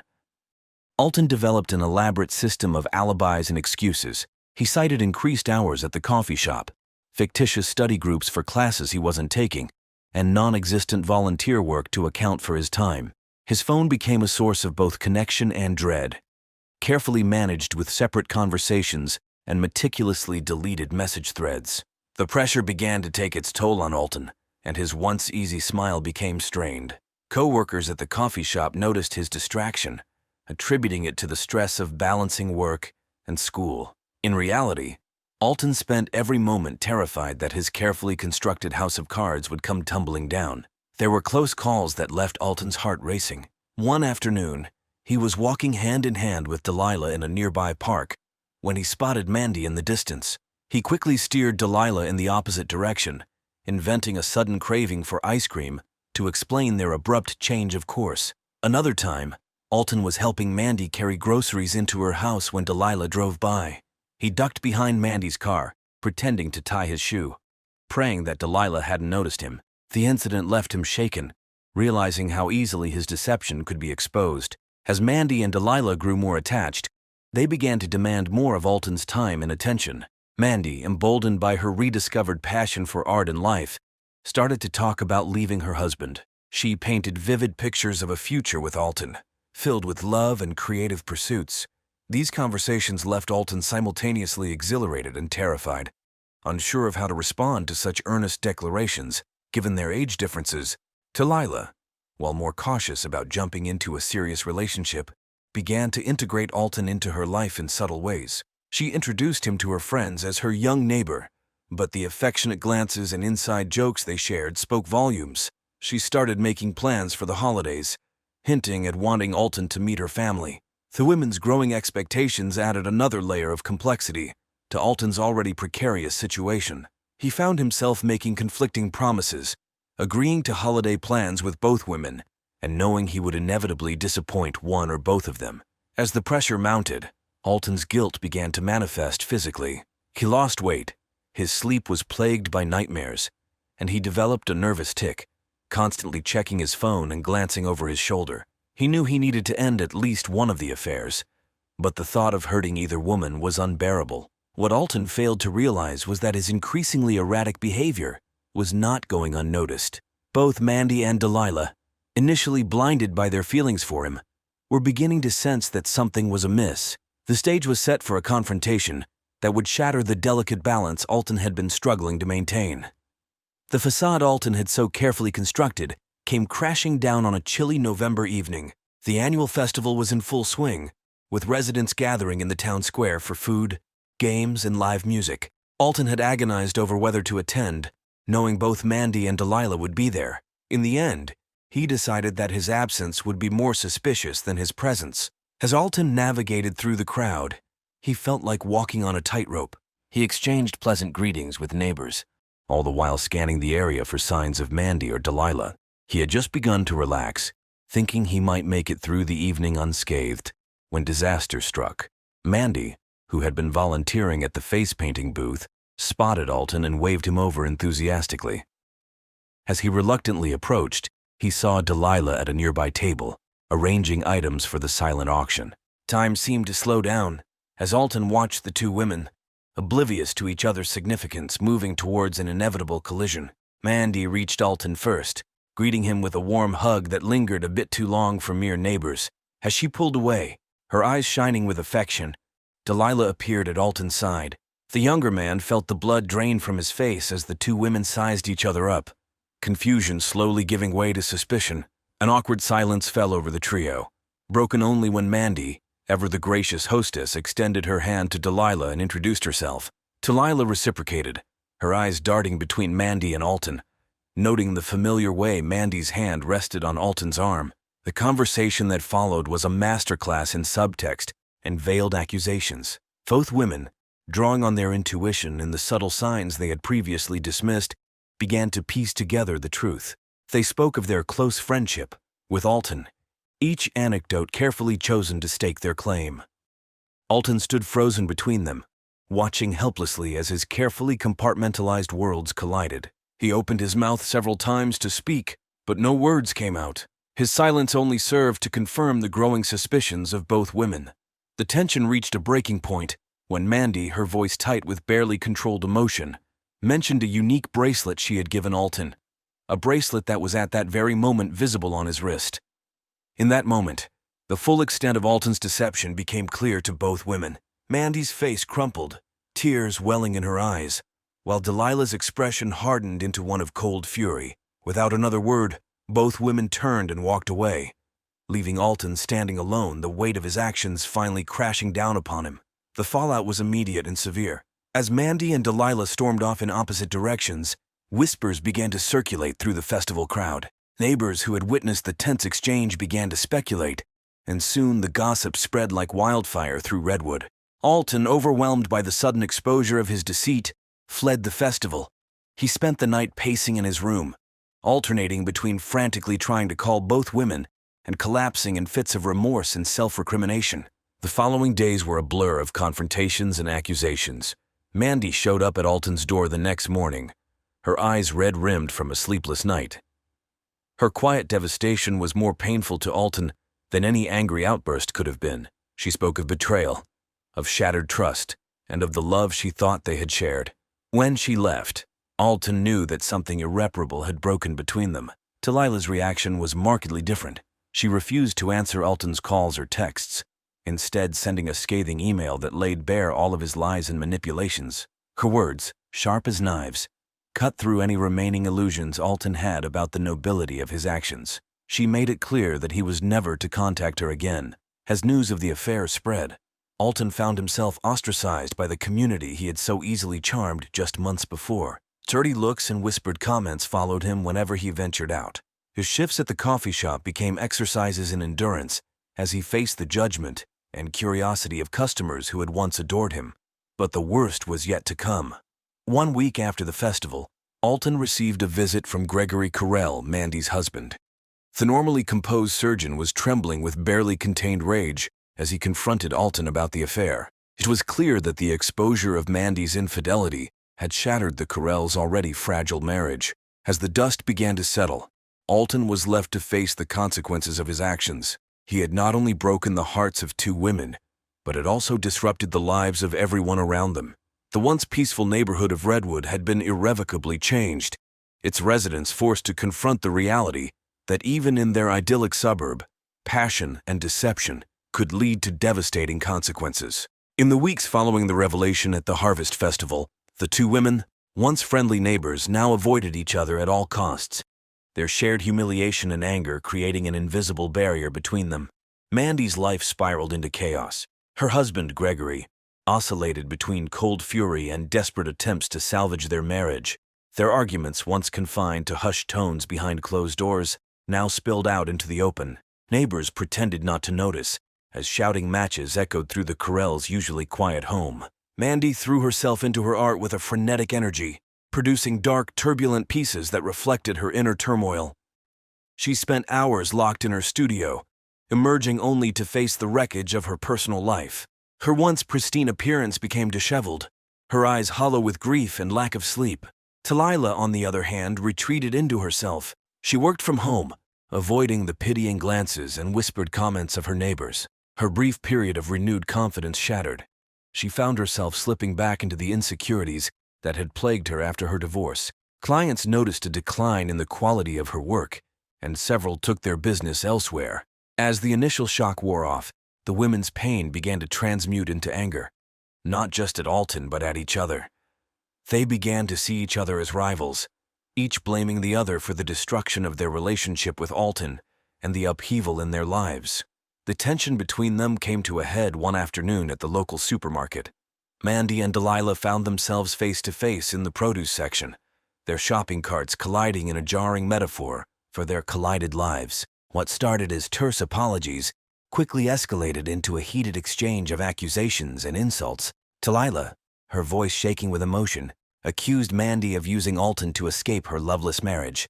Mandy retaliated by insinuating that Delilah's desperation had made her an easy target for Alton's manipulation. The argument grew louder, drawing the attention of other shoppers, until a store manager was forced to intervene. The incident at the supermarket marked a turning point. What had been a private scandal became a public spectacle, dividing the community of Redwood. People began to take sides, some sympathizing with Mandy's marital struggles, others relating to Delilah's vulnerability as a divorcee. The women found themselves at the center of a maelstrom of gossip and judgment. As the conflict between Mandy and Delilah intensified, Alton became an almost forgotten figure in the drama. He had retreated from public life, rarely leaving his house except to go to work. When he did venture out, he kept his head down, avoiding eye contact with anyone he passed. But the young man's attempt to fade into the background would prove futile. Unbeknownst to him, His actions had set in motion a chain of events that would culminate in a tragedy no one could have foreseen.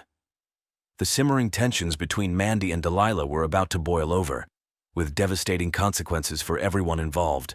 The morning of November 15th dawned cold and gray, a fitting backdrop for the tragedy that was about to unfold.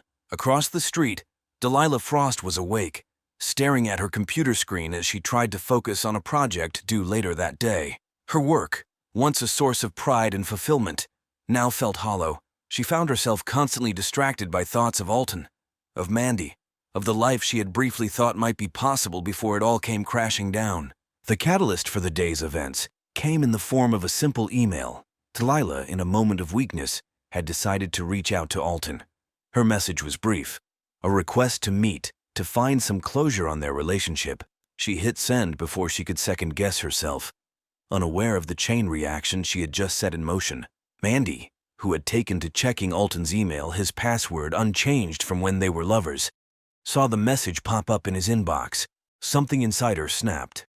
The thought of Alton and Delilah rekindling their relationship, of being left behind while they moved on together, was more than she could bear. In a haze of jealousy and pain, Mandy made her way to Gregory's study. She knew he kept a handgun in his desk drawer, a precaution he'd taken after a series of break-ins in the neighborhood years ago. With shaking hands, she retrieved the weapon, its weight unfamiliar and terrifying in her grasp. Meanwhile, Delilah had decided to clear her head with a walk. The crisp autumn air bit at her cheeks as she made her way down the street, lost in thought. She was so distracted that she didn't notice Mandy approaching until it was too late. Mandy confronted Delilah on the sidewalk, her words a jumble of accusations and grief. Neighbors would later recount hearing raised voices, the sound of an argument escalating rapidly.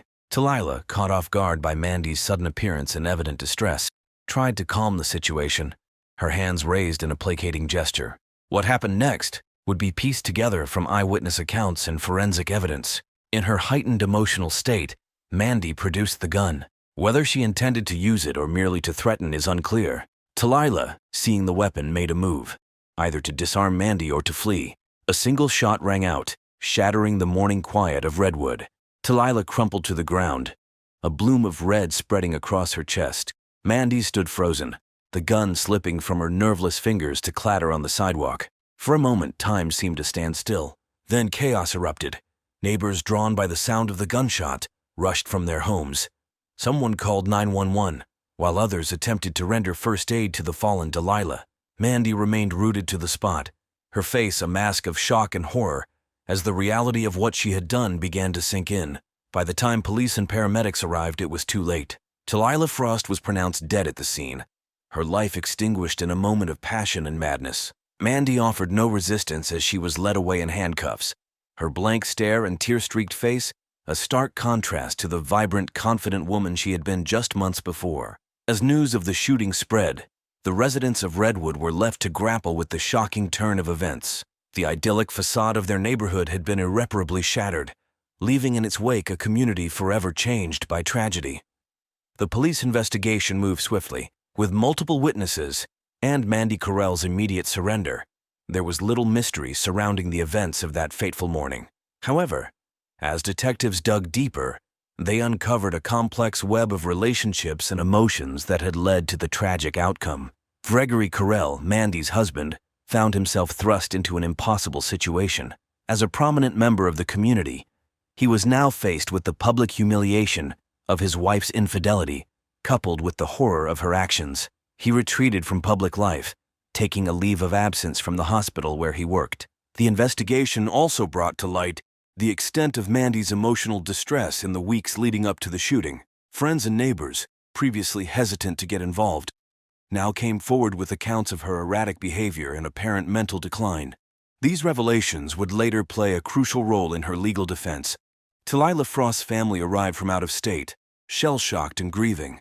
As the investigation progressed, attention turned to the weapon used in the shooting. The gun, legally registered to Gregory Carell, had been improperly stored, raising questions about his potential liability in the incident. This development added another complex dimension to an already multifaceted case. The trial of Mandy Carell began 6 months after the shooting. The prosecution painted Mandy as a cold-blooded killer, arguing that her actions were premeditated, and born of jealousy. They presented evidence of her declining mental state and the calculated retrieval of the weapon as proof of intent. The defense, however, portrayed Mandy as a victim of circumstance, a woman pushed to the brink by betrayal and emotional turmoil. They brought in expert witnesses to testify about the effects of prolonged stress and emotional trauma on decision-making. Alton Rhodes's testimony was a pivotal moment in the trial. His account of the affairs and the events leading up to the shooting provided crucial context, though his appearance on the stand was clearly painful for all involved. After weeks of testimony and deliberation, the jury reached a verdict. Mandy Carell was found guilty of second-degree murder, a lesser charge than the prosecution had sought. The judge, taking into account the circumstances and Mandy's lack of prior criminal history, sentenced her to 18 years in prison, with the possibility of parole after 12 years. In the years following the trial, the residents of Redwood struggled to move forward. The neighborhood, once known for its tranquility, now carried the weight of tragedy.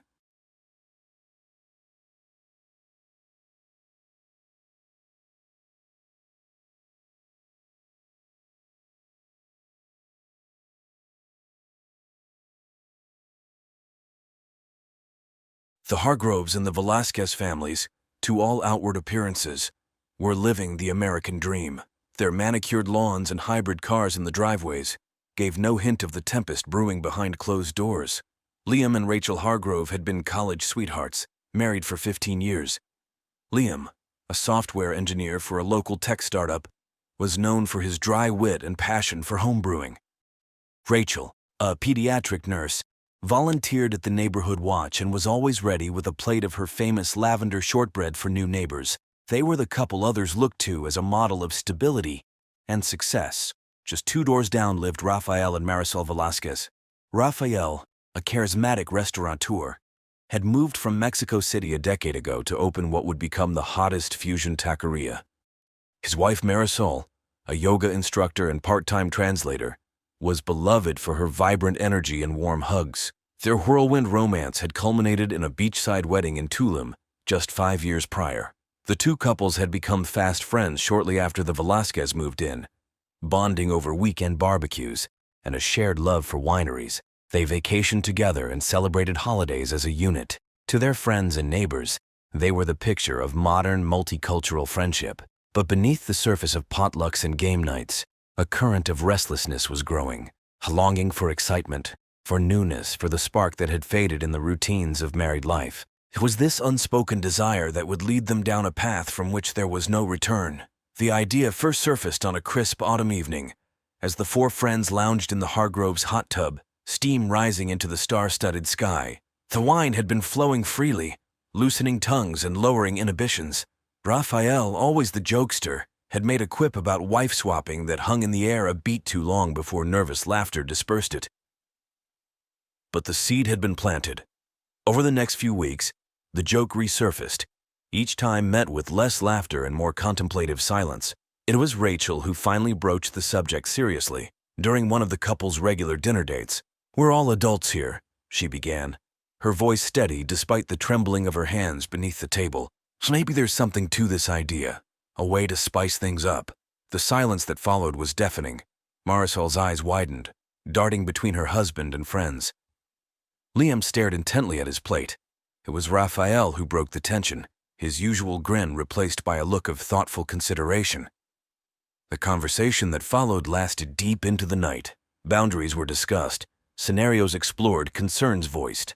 Liam, initially the most hesitant, found himself warming to the idea as the others talked through the logistics. Marisol, surprisingly, was the most enthusiastic once the initial shock wore off. "It's just physical, right?" she said, her dark eyes sparkling with a mix of excitement and apprehension.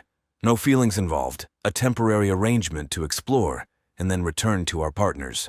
They agreed to think it over individually, and as couples before making any decisions.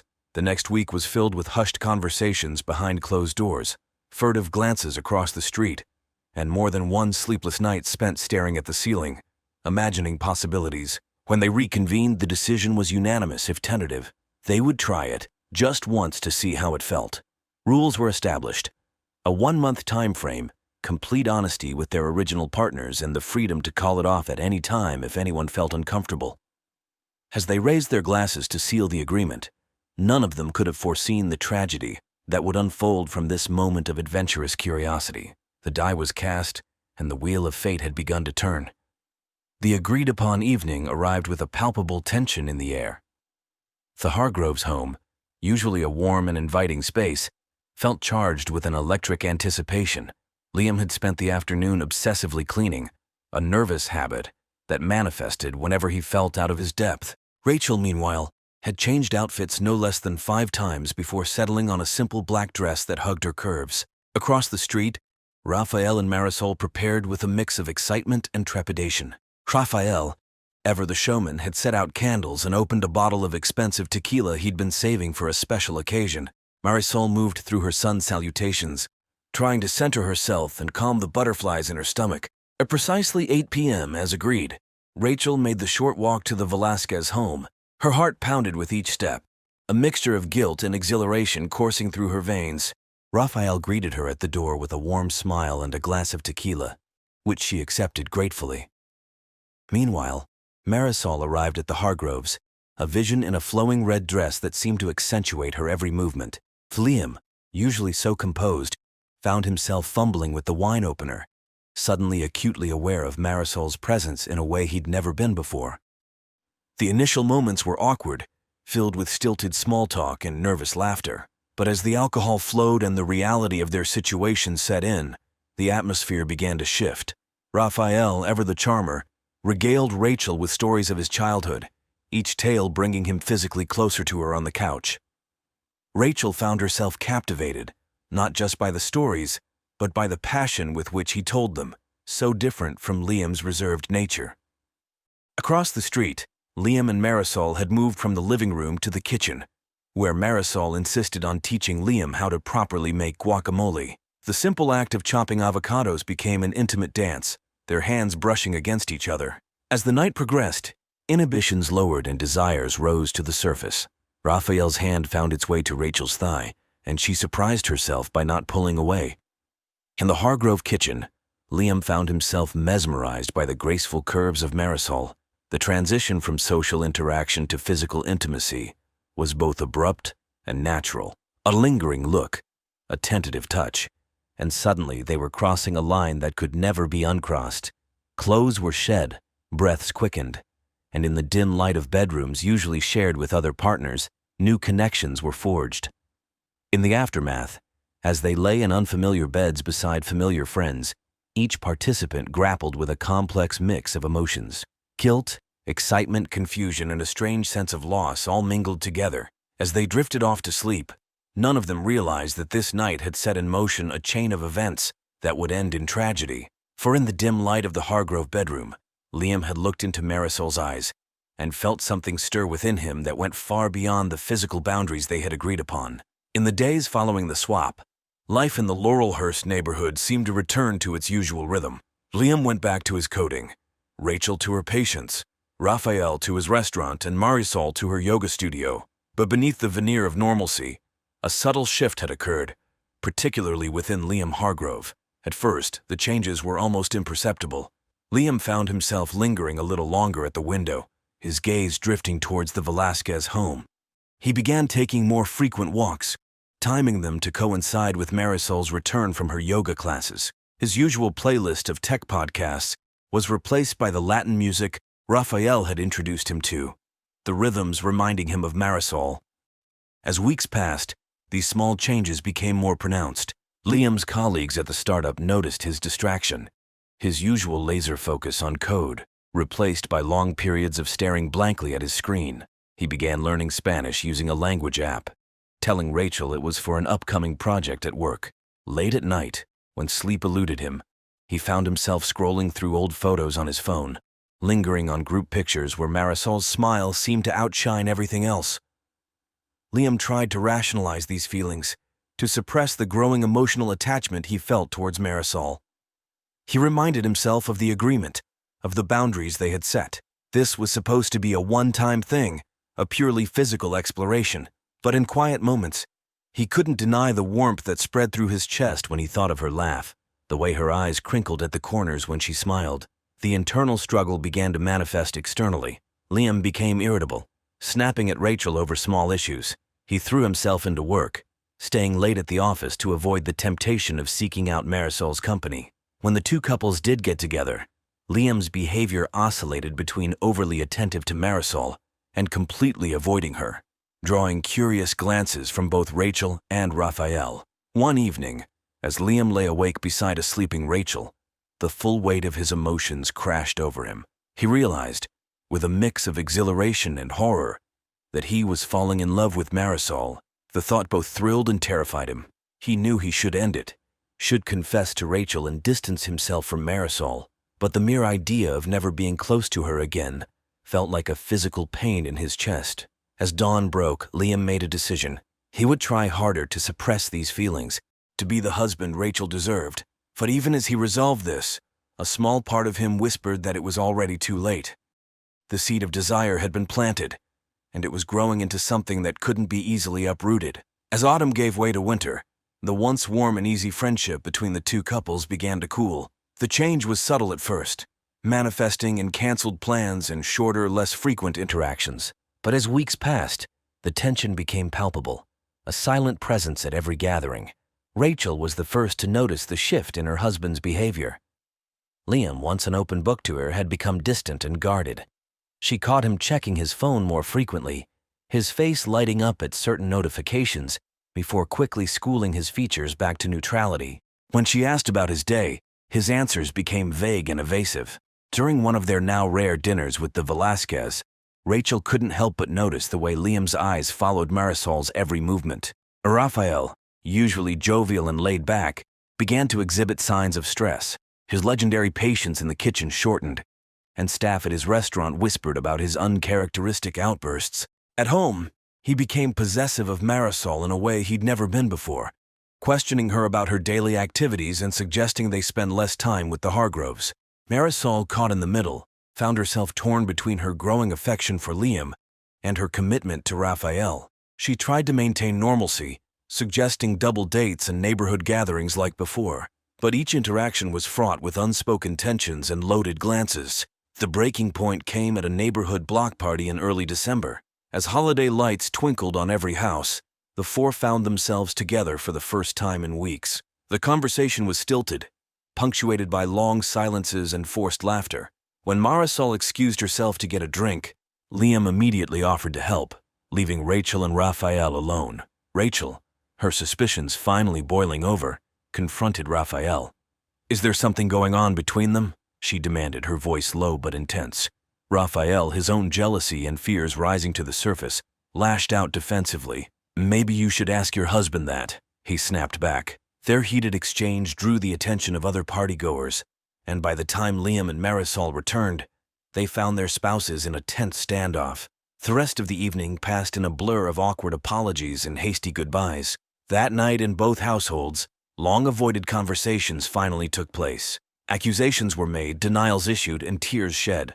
Rachel demanded answers from Liam, her voice cracking as she asked if he was in love with Marisol. Liam's hesitation before his denial was all the confirmation she needed. Across the street, Raphael's jealousy exploded into a rage that left Marisol shaken. His accusations of betrayal and demands for the truth echoed through their home, a jarring contrast to the peaceful life they'd built. As the night wore on, all four individuals grappled with the realization that their simple agreement had spiraled into something far more complicated and potentially destructive. The foundation of trust that had supported their friendships and marriages was crumbling, and in its place, a volatile mix of love, jealousy, and resentment was taking root. January 15th dawned cold and gray, a thick fog hanging over the town like a portent of the tragedy to come. The weeks following the block party confrontation had been tense, with both couples retreating into themselves, communication reduced to terse texts and avoided glances across the street. That evening, Liam sat in his home office, ostensibly working late but in reality lost in thoughts of Marisol. The sound of the front door opening and closing jolted him from his reverie. Rachel's voice, tight with barely controlled emotion, called out his name. In the living room, Liam found not just Rachel but Raphael and Marisol as well. The atmosphere was charged. Raphael's face a mask of barely contained fury. Marisol's eyes red-rimmed and pleading. Rachel stood apart, her posture rigid, arms crossed defensively across her chest. "We need to talk," Rachel began, her voice trembling slightly. "All of us. This has gone on long enough." What followed was a maelstrom of emotions, years of friendship, and months of hidden feelings exploding into the open. Raphael accused Liam of pursuing Marisol, of trying to steal her away. Rachel, tears streaming down her face, demanded to know how long the affair had been going on. Marisol, caught between her growing feelings for Liam and her loyalty to Raphael, tried desperately to calm the situation. Liam, overwhelmed by the onslaught, initially retreated into denial. But as the accusations flew and emotions heightened, something inside him snapped. In a moment of reckless honesty, he confessed his feelings for Marisol, his words cutting through the chaos like a knife. Raphael, his face contorting with rage, lunged at Liam. The two men grappled, years of friendship evaporating in an instant as fists flew and furniture toppled. Rachel screamed for them to stop, her pleas drowned out by the sounds of the struggle. Marisol tried to intervene, attempting to pull Raphael away, but was shoved aside in the chaos. In the frenzy, no one noticed Raphael's hand closing around a heavy crystal vase. It wasn't until the sickening thud of crystal meeting flesh and bone echoed through the room that everything froze. Liam crumpled to the ground, blood pooling rapidly around his head. The vase slipped from Raphael's hand, shattering on the hardwood floor. For a moment, no one moved, the scene before them too horrific to comprehend. It was Rachel who broke the paralysis, her nurse's training kicking in as she rushed to Liam's side. Her fingers frantically sought a pulse as she barked orders at the others to call 911. Marisol, shaking uncontrollably, fumbled with her phone, her tear-blurred vision making it hard to dial. Raphael stood motionless, his face a mask of shock and disbelief at what he had done. The sound of sirens in the distance broke through the haze, snapping him back to the horrifying reality of the situation. Paramedics arrived minutes later, but their efforts were in vain. Liam Hargrove was pronounced dead at the scene, his life extinguished in a moment of uncontrolled passion. As police cars pulled up, their flashing lights illuminating the quiet street, neighbors emerged from their homes drawn by the commotion. In the chaos that followed, statements were taken, evidence collected. Raphael, still in a state of shock, offered no resistance as he was handcuffed and led to a waiting police car. As dawn broke, the idyllic facade of Laurelhurst had been shattered. Yellow crime scene tape fluttered in the morning breeze, a stark contrast to the well-manicured lawns and cheerful holiday decorations that still adorned some homes. The investigation into Liam Hargrove's death began in earnest the following morning. Detective Amelia Schaefer, a veteran of Homicide Division, took charge of the case, unaware of the shocking plot twist that was about to be revealed. Her first step was to separate the three survivors, each sequestered in a different interview room at the precinct. Rachel Hargrove, still in shock, provided a disjointed account of the evening's events. She spoke of the growing tension between the couples, the suspicions that had eaten away at her for weeks. Her description of the fatal confrontation was punctuated by bouts of sobbing and long haunted silences. Marisol Velasquez, visibly distraught, initially refused to speak without a lawyer present. When one arrived, she gave a tearful confession about the affair with Liam, insisting that it had been emotional rather than physical since the initial swap. She described Raphael's increasing jealousy and controlling behavior in the weeks leading up to the tragedy. Raphael Velasquez, advised by his lawyer to remain silent, sat stoically through initial questioning. However, as the hours wore on and the gravity of his situation became clear, he broke down. In a moment of raw honesty, he admitted to striking Liam but insisted he never meant to kill him. It was an accident, he repeated over and over, his voice hoarse with emotion. As statements were taken, forensic teams combed through both the Hargrove and Velasquez residences. They uncovered a series of text messages between Liam and Marisol, revealing the depth of their emotional entanglement. Emails drafts found on Liam's computer showed he had been contemplating leaving Rachel, adding another layer to the tragedy. The murder weapon, the crystal vase, was sent to the lab for analysis. Fingerprints matched Raphael's, and traces of Liam's blood and hair were found embedded in the shattered pieces. The force required to cause such catastrophic injury was consistent with Raphael's build and the rage described by witnesses. Neighbors were interviewed, painting a picture of two couples who had once been the cornerstone of the community. Many expressed shock, unable to reconcile the violent act with the friendly, successful people they thought they knew. As the investigation progressed, Detective Schaefer began to piece together a timeline of events. The initial wife swap, intended as a one-time exploration, had sparked an emotional affair between Liam and Marisol. This, in turn, had led to mounting tensions and suspicions, culminating in the fatal confrontation. The case, initially seeming straightforward, grew more complex as layers of motivation and circumstance were revealed. As the first week of the investigation drew to a close, Detective Schaefer stood before a board covered in photos, timelines, and connecting threads. The facts were clear, but the full truth of what had transpired in the Hargrove living room that fateful night remained elusive. The case was far from closed, and the ripples of this tragedy would continue to spread through the lives of all involved. As the investigation deepened, Detective Schaefer and her team began to uncover layers of complexity that went beyond the surface narrative. Delving into the backgrounds of all four individuals involved revealed hidden motivations and long-buried secrets that cast the events in a new light. Liam Hargrove, it emerged, had a history of depression that he had carefully hidden from all but Rachel. Interviews with his colleagues revealed a man who had been struggling with his work in recent months, his usual passion for coding replaced by a listlessness that many had attributed to simple burnout. A deeper dive into his medical records showed a recent change in antidepressant medication, one that came with warnings about increased impulsivity and mood swings. Rachel's perfected image of the devoted wife and nurse also began to crack under scrutiny. Former co-workers spoke of her intense ambition, of opportunities for advancement she had passed up to support Liam's career. Some hinted at resentment that had been building for years, carefully hidden behind a facade of contentment. Her enthusiastic suggestion of the wife swap began to look less like a spontaneous idea and more like a calculated risk to shake up her stagnant marriage. Rafael Velasquez's charismatic exterior concealed a man haunted by insecurities.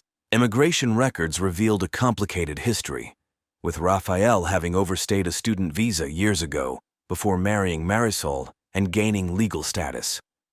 This precarious past had left him with a deep-seated fear of losing everything he had built, manifesting in his recent controlling behavior towards Marisol. Perhaps most surprisingly, Marisol's image as the carefree yoga instructor belied a woman with hidden depths. A sealed juvenile record from her teenage years in California hinted at a troubled past she had worked hard to overcome. Friends from before her marriage to Rafael described a passionate, often reckless young woman who had seemingly transformed herself into the picture of stability upon moving to Portland. As these details came to light, the narrative of the case shifted. What had initially seemed a straightforward crime of passion revealed itself to be the culmination of years of unspoken tensions, secret struggles, and unfulfilled desires. The wife swap agreement, far from being the catalyst, now appeared to be merely the spark that had ignited a powder keg of suppressed emotions and hidden resentments. Detective Schaefer found herself grappling with a case that defied easy categorization. The lines between victim and perpetrator blurred, with each person involved bearing some measure of responsibility for the tragedy that had unfolded. The trial of Rafael Velasquez for the murder of Liam Hargrove began on a rainy Monday in late spring, nearly 6 months after the fatal confrontation.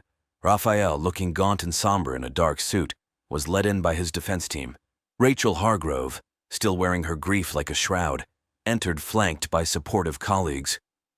Marisol, who would be testifying for both the prosecution and the defense, slipped in through a side entrance, her once vibrant presence dimmed by months of guilt and public scrutiny.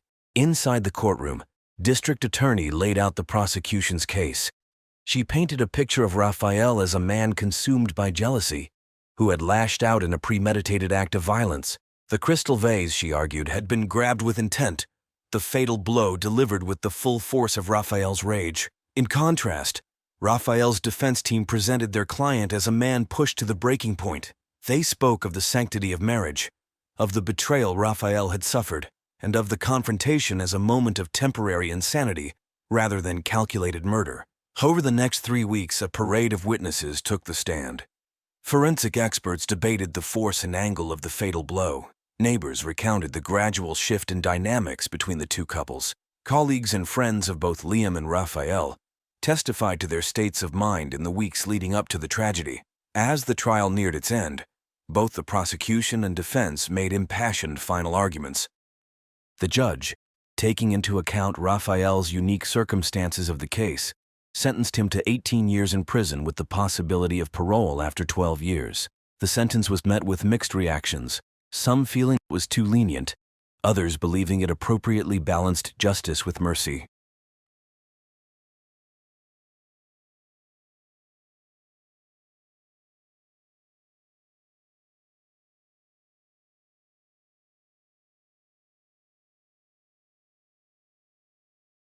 Jennifer Ashcroft, a strikingly beautiful 52-year-old woman, had built her fortune in the cutthroat world of biotech. Her company was at the forefront of brain interface technology, and Jennifer was known for her razor-sharp intellect and unyielding determination. She moved through life with the confidence of someone who always got what she wanted, whether in the boardroom or the bedroom. A 20-year-old Ryan Breslin, with his brooding good looks, seemed an unlikely match for the poised and polished Jennifer. A college dropout with a troubled past, Ryan had drifted through a series of dead-end jobs before a chance encounter with Jennifer changed the trajectory of his life. Their relationship, while unconventional, appeared to offer both parties what they desired. For Jennifer, a vibrant young companion to stave off loneliness, and for Ryan, financial security, and a taste of luxury he had never known. For nearly a year, their arrangement flourished in the shadows of Riverton. But as summer gave way to autumn, a shift in their delicate dynamic would set in motion a chain of events that would end in bloodshed, leaving the community to grapple with the dark undercurrents that had been flowing beneath its pristine surface all along. Jennifer Ashcroft's path to wealth and power began in the middle-class suburbs of Boston. Born to a high school chemistry teacher and a librarian, young Jennifer showed an early aptitude for science and an insatiable curiosity about the human mind. Her parents, recognizing her potential, scrimped and saved to provide her with every educational opportunity they could afford. At 16, Jennifer's life took a dramatic turn when her science fair project on neurotransmitters caught the eye of a visiting professor from MIT. Impressed by her precocious talent, he became her mentor, guiding her through accelerated studies and into the prestigious neuroscience program at MIT. It was here that Jennifer's ambition truly took flight. During her graduate studies, Jennifer's research into neuroplasticity attracted the attention of several biotech startups. By 25, she had secured her first patent, a fledgling company working on brain-computer interfaces. Under Jennifer's leadership, the company flourished, its stock price soaring as breakthroughs in the technology made headlines. With each success, Jennifer's wealth and influence grew, but so did her reputation for ruthlessness. Former colleagues spoke in hushed tones of her ability to charm and manipulate, to identify weaknesses and exploit them mercilessly. Jennifer's personal life was marked by a series of short-lived marriages, each ending as her partners found themselves unable to compete with her true passion, her work. Her first husband, a fellow researcher she met at MIT, lasted 3 years before filing for divorce, citing emotional neglect. The second, a charming venture capitalist, made it to year 5 before Jennifer's suspicions of his infidelity led to an acrimonious split. After her third divorce at 48, from a younger art dealer who claimed she had become obsessively controlling, Jennifer swore off traditional relationships. Instead, she began to seek out the company of much younger men, drawn to their vitality and the uncomplicated nature of purely transactional arrangements. It was a lifestyle that suited her, allowing her to maintain control while satisfying her needs for companionship and physical intimacy. Yet as Jennifer approached her 50s, a creeping sense of loneliness began to gnaw at her. It was this vulnerability, carefully hidden beneath her polished exterior, that would leave her susceptible to the intoxicating allure of Ryan Breslin and the destructive jealousy that would follow. Ryan Breslin's early life stood in stark contrast to Jennifer's. Born in a small town in rural Pennsylvania, Ryan was the youngest of 4 children, in a family perpetually teetering on the edge of poverty. His father, a long-haul trucker with a penchant for alcohol, was rarely home. His mother, overwhelmed and battling depression, struggled to keep the family afloat. From a young age, Ryan learned to fend for himself. Blessed with good looks and natural charm, he discovered early on that these attributes could be leveraged to his advantage.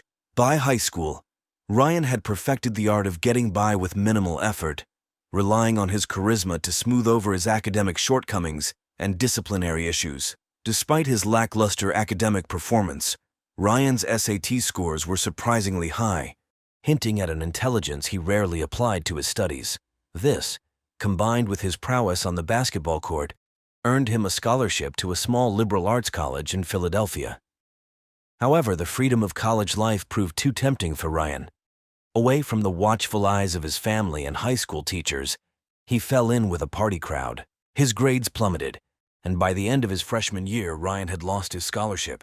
Too ashamed to return home, he decided to stay in Philadelphia, bouncing between low-wage jobs and crashing on friends' couches. It was during this aimless period that Ryan's path intersected with Jennifer's. Working as a barista in an upscale cafe frequented by business executives, Ryan caught Jennifer's eye one rainy Tuesday morning. She was struck by his easy smile and the hint of vulnerability behind his confident demeanor. For Ryan, Jennifer represented everything he thought he wanted: sophistication, success, and the promise of a life far removed from his humble beginnings. Their initial flirtation quickly evolved into something more. Jennifer, intrigued by Ryan's raw potential and eager to shape him into her ideal companion, offered him a proposition. She would provide him with financial support, introduce him to her world of luxury and refinement in exchange for his exclusive companionship. For Ryan, faced with mounting debts and dwindling prospects, the offer seemed too good to refuse. Seizing the opportunity, Jennifer invited him as her guest, her tone making it clear that this was more than a casual invitation. The gallery opening marked the beginning of Ryan's induction into Jennifer's world. She arrived at his shabby apartment, presenting him with a tailored suit that fit him perfectly. As they moved through the event, Jennifer expertly guided Ryan, whispering explanations about the art and introducing him to her circles as her young protege. For Ryan, the evening was intoxicating. He found himself easily slipping into the role of the charming, artistic young man, feeding off the approving glances and engaging conversations with Jennifer's peers. As the night wore on, the attraction between them grew palpable, culminating in a passionate encounter back at Jennifer's penthouse. In the afterglow, Jennifer laid out her proposition. She would provide Ryan with a generous monthly allowance, pay for his education if he chose to return to college, and introduce him to opportunities he could only dream of. In return, she expected his companionship, discretion, and exclusivity. Ryan, seeing a chance to reinvent himself and escape his directionless existence, agreed without hesitation. The following months were a whirlwind for Ryan. Jennifer moved him into the guest house on her estate, replacing his wardrobe with designer labels and introducing him to the finer things in life. She enrolled him in art appreciation classes, hired a personal trainer to hone his already impressive physique, and taught him the nuances of wine tasting and fine dining. Jennifer took immense pleasure in molding Ryan, viewing him as both a project and a prized possession. She reveled in the envious glances they received when they attended events together, proudly showing off her attractive young companion. For Ryan, the relationship offered security and excitement in equal measure. He threw himself into his new role with enthusiasm, eager to prove his worth and maintain the lifestyle to which he was quickly becoming accustomed. Their physical relationship was passionate and adventurous, with Jennifer introducing Ryan to experiences he had never imagined. She pushed his boundaries, always maintaining control, a dynamic that spilled over into other aspects of their relationship. As summer turned to fall, Jennifer and Ryan settled into a rhythm of lavish vacations, social events, and intimate evenings at home. To the outside world, they appeared to be an unconventional but happy couple. However, beneath the surface, the seeds of codependency and obsession were taking root, setting the stage for the turmoil that was to come. The delicate balance of Jennifer and Ryan's relationship began to shift with the arrival of Aria Thornton, a 20-year-old art history major at the local university. Aria entered their lives innocuously enough, as a part-time docent at the Museum of Modern Art.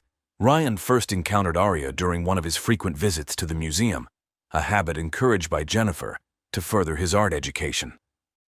Aria was leading a tour group, her passion for the artwork evident in her animated descriptions and insightful commentary.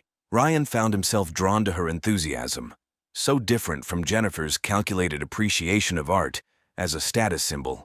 After the tour, Ryan approached Aria, engaging her in a discussion about the exhibition.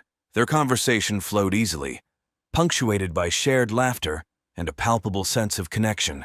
For the first time in months, Ryan felt truly seen for who he was, rather than as an extension of Jennifer. Arya, with her vibrant style and infectious laugh, represented everything that Jennifer was not.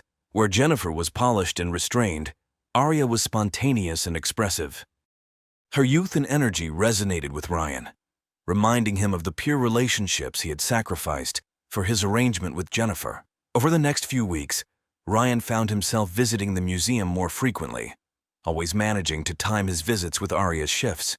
Their friendship blossomed quickly, bonding over shared interests in art, music, and philosophy. Arya introduced Ryan to her world of college parties, indie film screenings, and late-night discussions in 24-hour diners. For Ryan, these interactions with Arya and her friends were a breath of fresh air.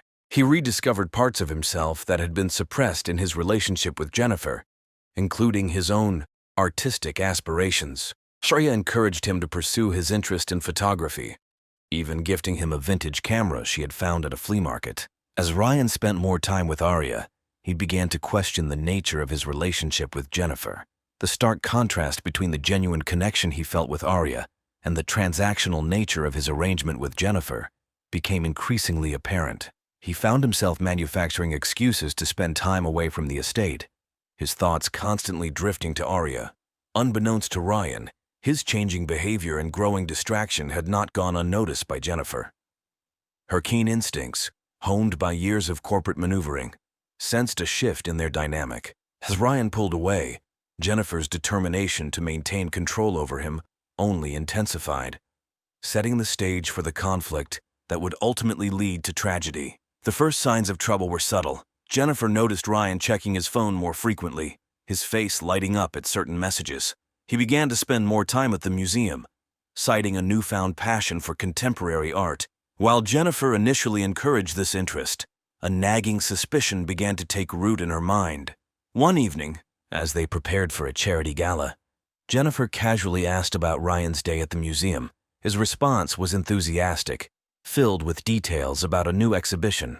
But it was the mention of Arya, the incredibly knowledgeable docent, that caught Jennifer's attention. The way Ryan's eyes sparkled as he spoke of her set off alarm bells in Jennifer's head. Determined to uncover the truth, Jennifer began to monitor Ryan more closely. She installed a GPS tracker on his phone under the guise of a security upgrade. She hired a private investigator to follow him during his outings. The reports she received confirmed her worst fears. Ryan was spending considerable time with a young woman, their body language indicating a clear attraction. As evidence of Ryan's growing connection with Arya mounted, Jennifer's jealousy festered. She oscillated between icy detachment and clingy desperation, her moods becoming increasingly unpredictable. One moment she would shower Ryan with expensive gifts. The next, she would subject him to passive-aggressive comments and veiled threats. Jennifer's behavior began to affect her professional life as well. She became distracted during important meetings, snapping at employees for minor infractions. Her assistant noticed an increase in her alcohol consumption, often finding empty wine bottles in her office trash. Unable to contain her suspicions any longer, Jennifer confronted Ryan after a particularly late night out. She demanded to know where he had been, accusing him of betraying her trust. Ryan, caught off guard, attempted to downplay his friendship with Arya, insisting that Jennifer was overreacting. The argument escalated quickly, with Jennifer reminding Ryan of everything she had done for him and insinuating that he owed her his loyalty. This confrontation marked a turning point in their relationship. Ryan, feeling trapped and resentful of Jennifer's possessiveness, began to withdraw further. He became more guarded with his phone, careful not to mention Arya, and invented elaborate excuses for his absences. Jennifer, driven by her growing paranoia, intensified her efforts to control Ryan. She insisted on accompanying him to art events, her possessive body language sending a clear message to anyone who approached them. She surprised him with impromptu visits to the museum, her sharp eyes scanning for any sign of the young docent who had captured Ryan's attention. As the weeks wore on, the emotional chasm between Jennifer and Ryan widened. Their once passionate encounters became mechanical, tinged with an undercurrent of resentment. Jennifer's jealousy morphed into an obsession, consuming her thoughts and driving her to increasingly desperate measures to keep Ryan by her side. Little did she know that her possessive love was pushing Ryan further away, steering them both towards a confrontation that would have fatal consequences. As Jennifer's jealousy intensified, she embarked on a calculated campaign to maintain control over Ryan. Drawing on the same strategic thinking that had made her a formidable businesswoman, she deployed a range of manipulation tactics designed to keep Ryan dependent on her and isolated from Arya's influence. Jennifer's first move was to exploit Ryan's financial dependence. She began to withhold his allowance, citing fictitious issues with her accounts or claiming she needed to reallocate funds for business purposes. When Ryan expressed concern, she would relent, but not before extracting promises of increased commitment and time spent together. Emotional manipulation became Jennifer's primary weapon. She oscillated between lavishing Ryan with affection and subjecting him to prolonged periods of icy silence. This hot and cold treatment left Ryan constantly off balance, never sure where he stood. Jennifer also employed more subtle tactics to isolate Ryan from potential support systems. She scheduled trips that conveniently coincided with plans Ryan had made with friends. She expressed concern about his old acquaintances, implying they were a bad influence or simply using him for his newfound status. Gradually, Ryan's social circle shrank, leaving Jennifer as his primary source of companionship and validation. In moments of perceived threat, Jennifer would remind Ryan of all she had done for him, framing her controlling behavior as acts of love and generosity. She'd recount how she had rescued him from a life of poverty and obscurity, implying that without her, he would be nothing. These guilt trips served to reinforce Ryan's sense of obligation and indebtedness to Jennifer. As Ryan continued to pull out, Jennifer's tactics grew more desperate. She began to fake health scares, claiming stress-induced migraines or fainting spells that mysteriously coincided with times Ryan wanted to go out alone. Her performance was so convincing that Ryan often canceled his plans out of genuine concern for her well-being. Through this web of manipulation, Jennifer sought to create a reality where Ryan believed he needed her, where his autonomy was slowly eroded until staying with her seemed like the only viable option. Yet, with each manipulative act, she was pushing Ryan closer to his breaking point, fueling a resentment that would soon boil over with devastating consequences. During one of her clandestine investigations into Ryan's past, Jennifer uncovered a secret that she believed would give her the ultimate leverage. Through her network of private investigators, she learned that Ryan had been involved in a car accident during his freshman year of college. The accident had resulted in a serious injury to another student, but Ryan had fled the scene in a panic. The case had gone cold due to lack of evidence, but Jennifer now held the missing pieces. Armed with this explosive information, Jennifer carefully planned her approach. She waited for a moment when Ryan was particularly vulnerable, after a heated argument about his increasing absences. As Ryan turned to leave, Jennifer calmly mentioned the accident. The color drained from Ryan's face as he slowly turned back to her. Jennifer laid out the facts with cold precision, producing police reports. She made it clear that she possessed enough evidence to reopen the case and implicate Ryan. The unspoken threat hung heavy in the air. If Ryan didn't comply with her wishes, she would turn the information over to the authorities. The revelation shattered Ryan. The accident had been the catalyst for his downward spiral in college, the guilt eating away at him for years. He had convinced himself that by leaving his old life behind, he could escape his past. Now that illusion was cruelly stripped away. Jennifer pressed her advantage, presenting Ryan with a choice. He could recommit to their relationship, cut all ties with Arya, and follow Jennifer's rules to the letter. Or she would expose his secret, ruining his life and possibly sending him to prison. Trapped and desperate, Ryan initially agreed to Jennifer's demands. He stopped visiting the museum, ignored Arya's increasingly worried messages, and became a virtual prisoner in Jennifer's gilded cage. Jennifer reveled in her victory, believing she had finally secured Ryan's unwavering loyalty. However, the weight of the blackmail soon began to take its toll on both of them. Ryan became withdrawn and depressed, his once vibrant personality dulled by the constant stress of living under threat. He went through the motions of their relationship, but the spark that had initially drawn Jennifer to him was extinguished. Jennifer, for her part, found that her victory left her feeling hollow. The passionate, challenging young man she had fallen for was replaced by a submissive shell. She vacillated between guilt over her actions and frustration at Ryan's listlessness. As weeks passed, The tension in the household became unbearable. Ryan's resentment simmered just below the surface. While Jennifer's paranoia grew, she became convinced that Ryan was plotting against her, looking for a way to neutralize her leverage. The situation was untenable, a powder keg waiting for a spark.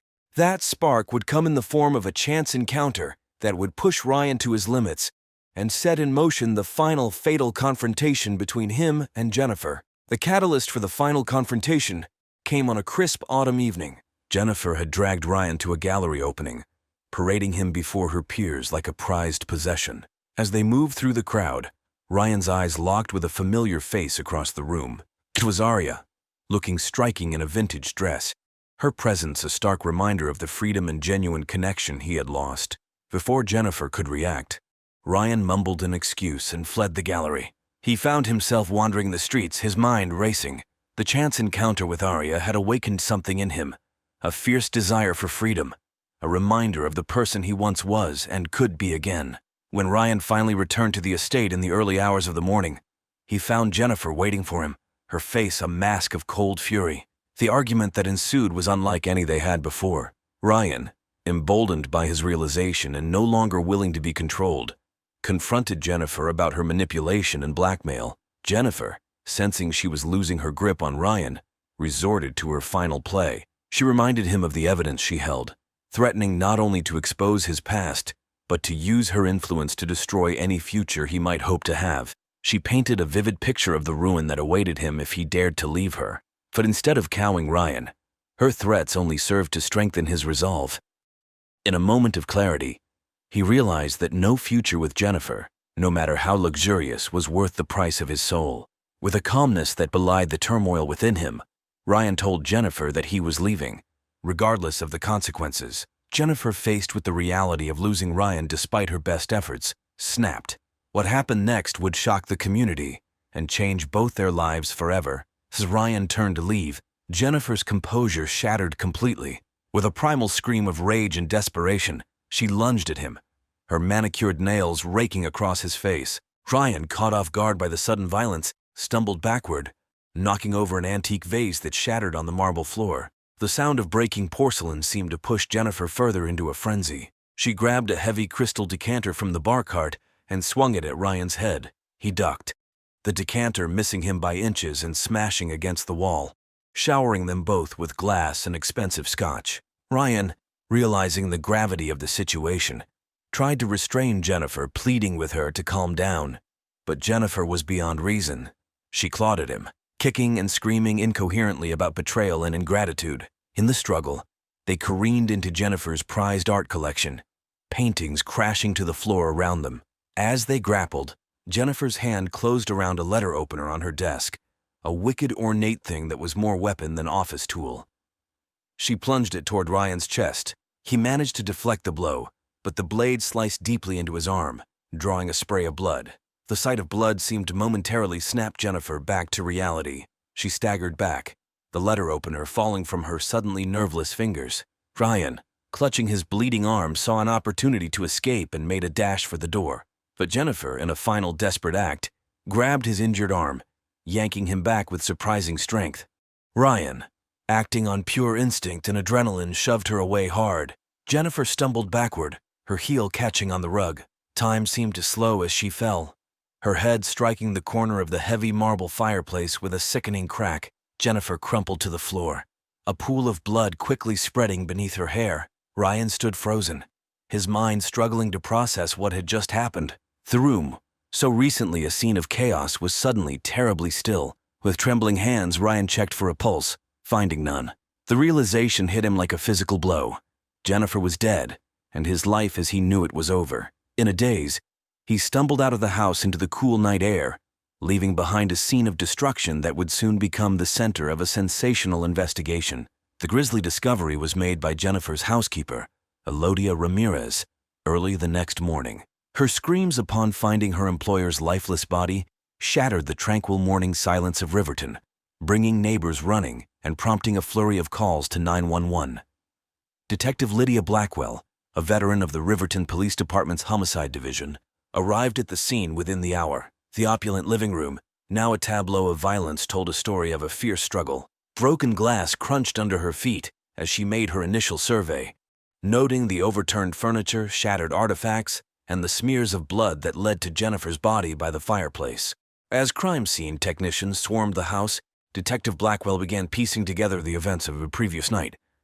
Security camera footage showed Ryan fleeing the premises in the early hours of the morning, his shirt stained with blood. His swift disappearance made him the prime suspect, and an all-points bulletin was issued for his arrest.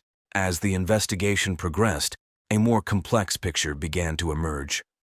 Interviews with staff and acquaintances revealed the tumultuous nature of Jennifer and Ryan's relationship. Several witnesses reported hearing frequent arguments and expressed concern about Jennifer's increasingly erratic behavior. A breakthrough came when detectives discovered Jennifer's hidden files detailing her investigation into Ryan's past. The evidence of blackmail added a new dimension to the case, suggesting that Ryan might have been acting in desperation rather than cold-blooded murder. Meanwhile, Ryan remained at large. Sightings were reported across the state, but he managed to elude capture. The turning point in the investigation came from an unexpected source. Aria Thornton, racked with guilt over her role in the events, came forward with crucial information. She provided investigators with text messages and voicemails from Ryan, documenting Jennifer's escalating behavior and his growing fear. Aria's testimony painted a picture of Ryan as a victim of manipulation and abuse, trapped in a gilded cage by Jennifer's wealth and threats. This new perspective prompted Detective Blackwell to dig deeper into Jennifer's past, uncovering a pattern of obsessive behavior and allegations of stalking from her previous relationships. Forensic evidence from the crime scene began to corroborate Ryan's version of events. The angle of Jennifer's fatal injury was consistent with an accidental fall, and defensive wounds on her hands suggested she had been the aggressor in the final confrontation. Perhaps the most damning evidence came from Jennifer's own digital footprint. A thorough examination of her computers revealed the full extent of her surveillance of Ryan, including GPS tracking data and recordings from hidden cameras in their home. The level of invasion and control shocked even the most seasoned investigators. As the true nature of Jennifer and Ryan's relationship came to light, public opinion began to shift. The narrative of the gold-digging boy toy gave way to a more nuanced understanding of a young man trapped in an abusive situation. Initially charged with second-degree murder, Ryan's case took an unexpected turn. As evidence of Jennifer's manipulation and abuse mounted, the district attorney's office faced increasing pressure to reconsider the charges. After lengthy deliberations and negotiations with Ryan's defense team, the charges were reduced to manslaughter. After weeks of testimony and 3 days of deliberation, the jury returned their verdict. Ryan was found guilty of involuntary manslaughter, a verdict that acknowledged his role in Jennifer's death, while also recognizing the extenuating circumstances that led to the fatal confrontation. The judge, taking into account Ryan's lack of prior criminal record and the unusual circumstances of the case, sentenced him to 5 years in prison with the possibility of parole after 3 years. The sentence was met with mixed reactions, some feeling it was too lenient, others arguing that Ryan had already suffered enough.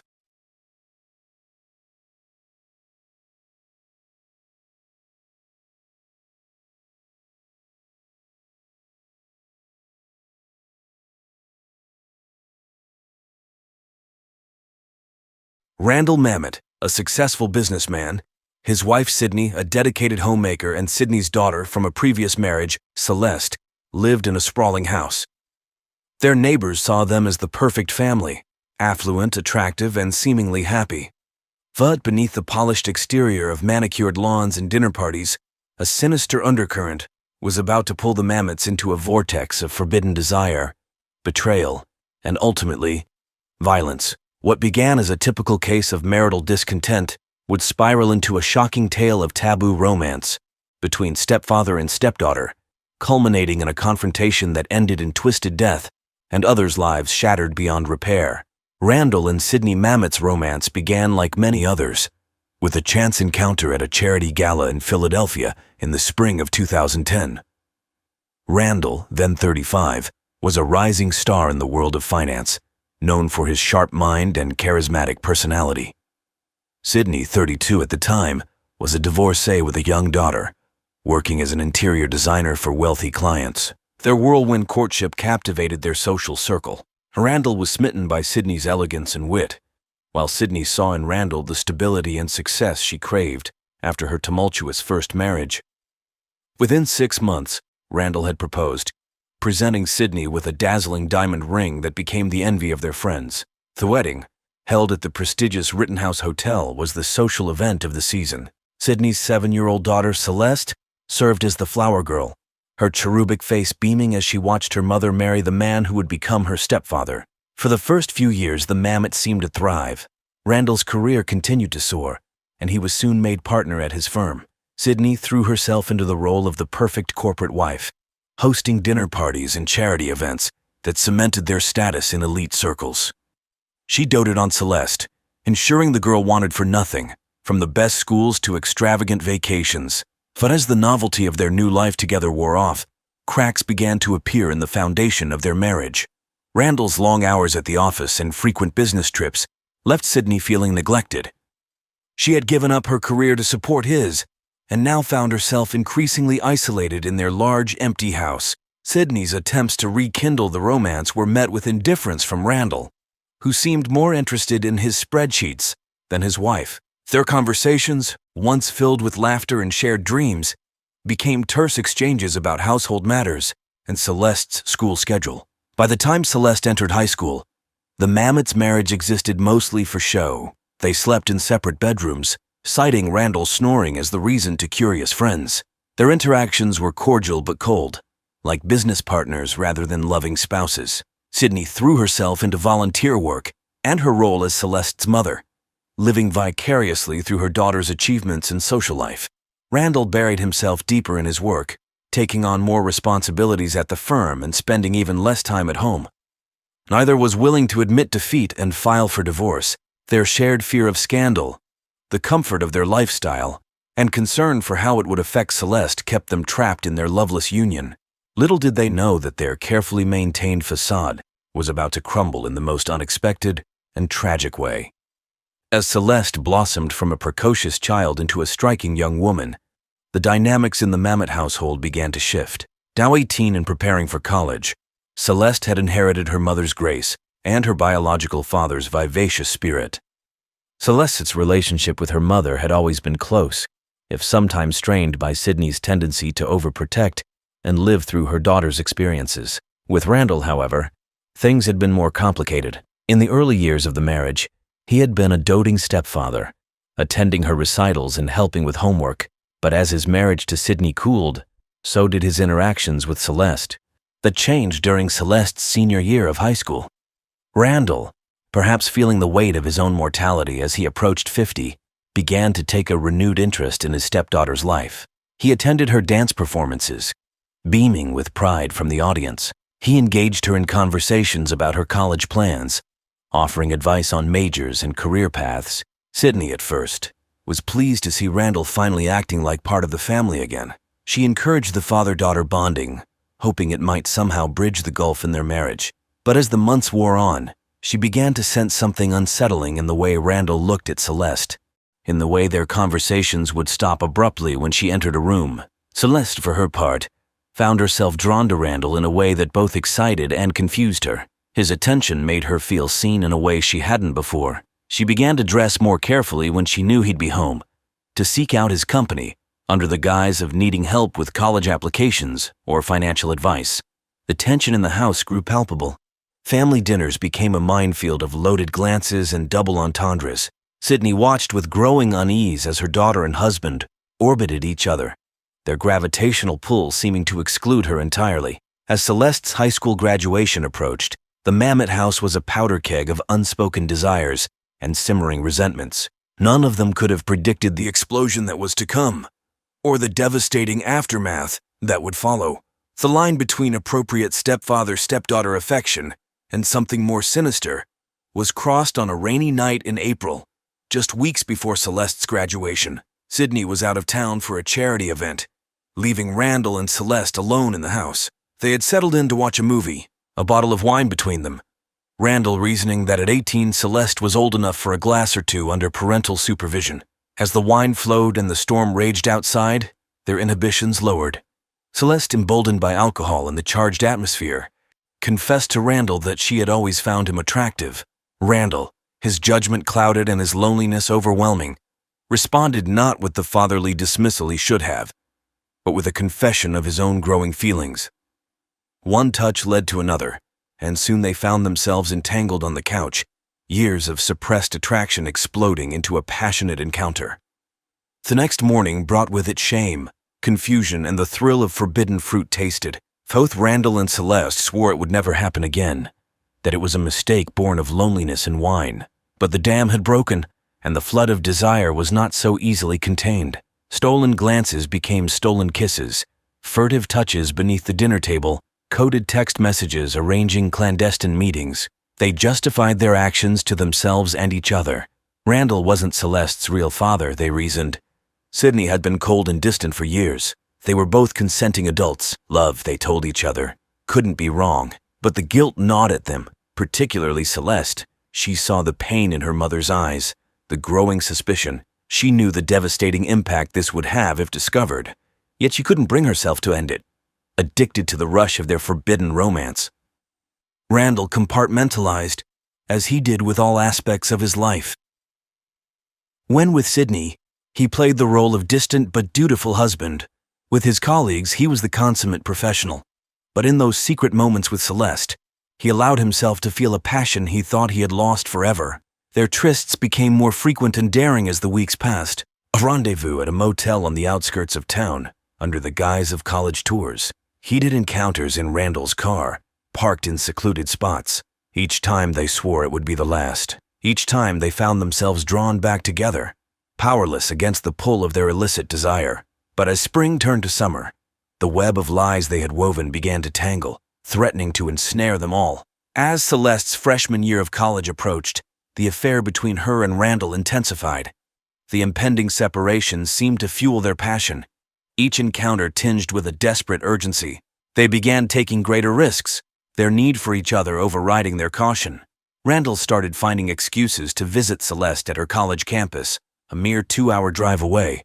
He would claim business meetings in the area, when in reality he was spending long, luxurious afternoons tangled in the sheets of Celeste's dorm room.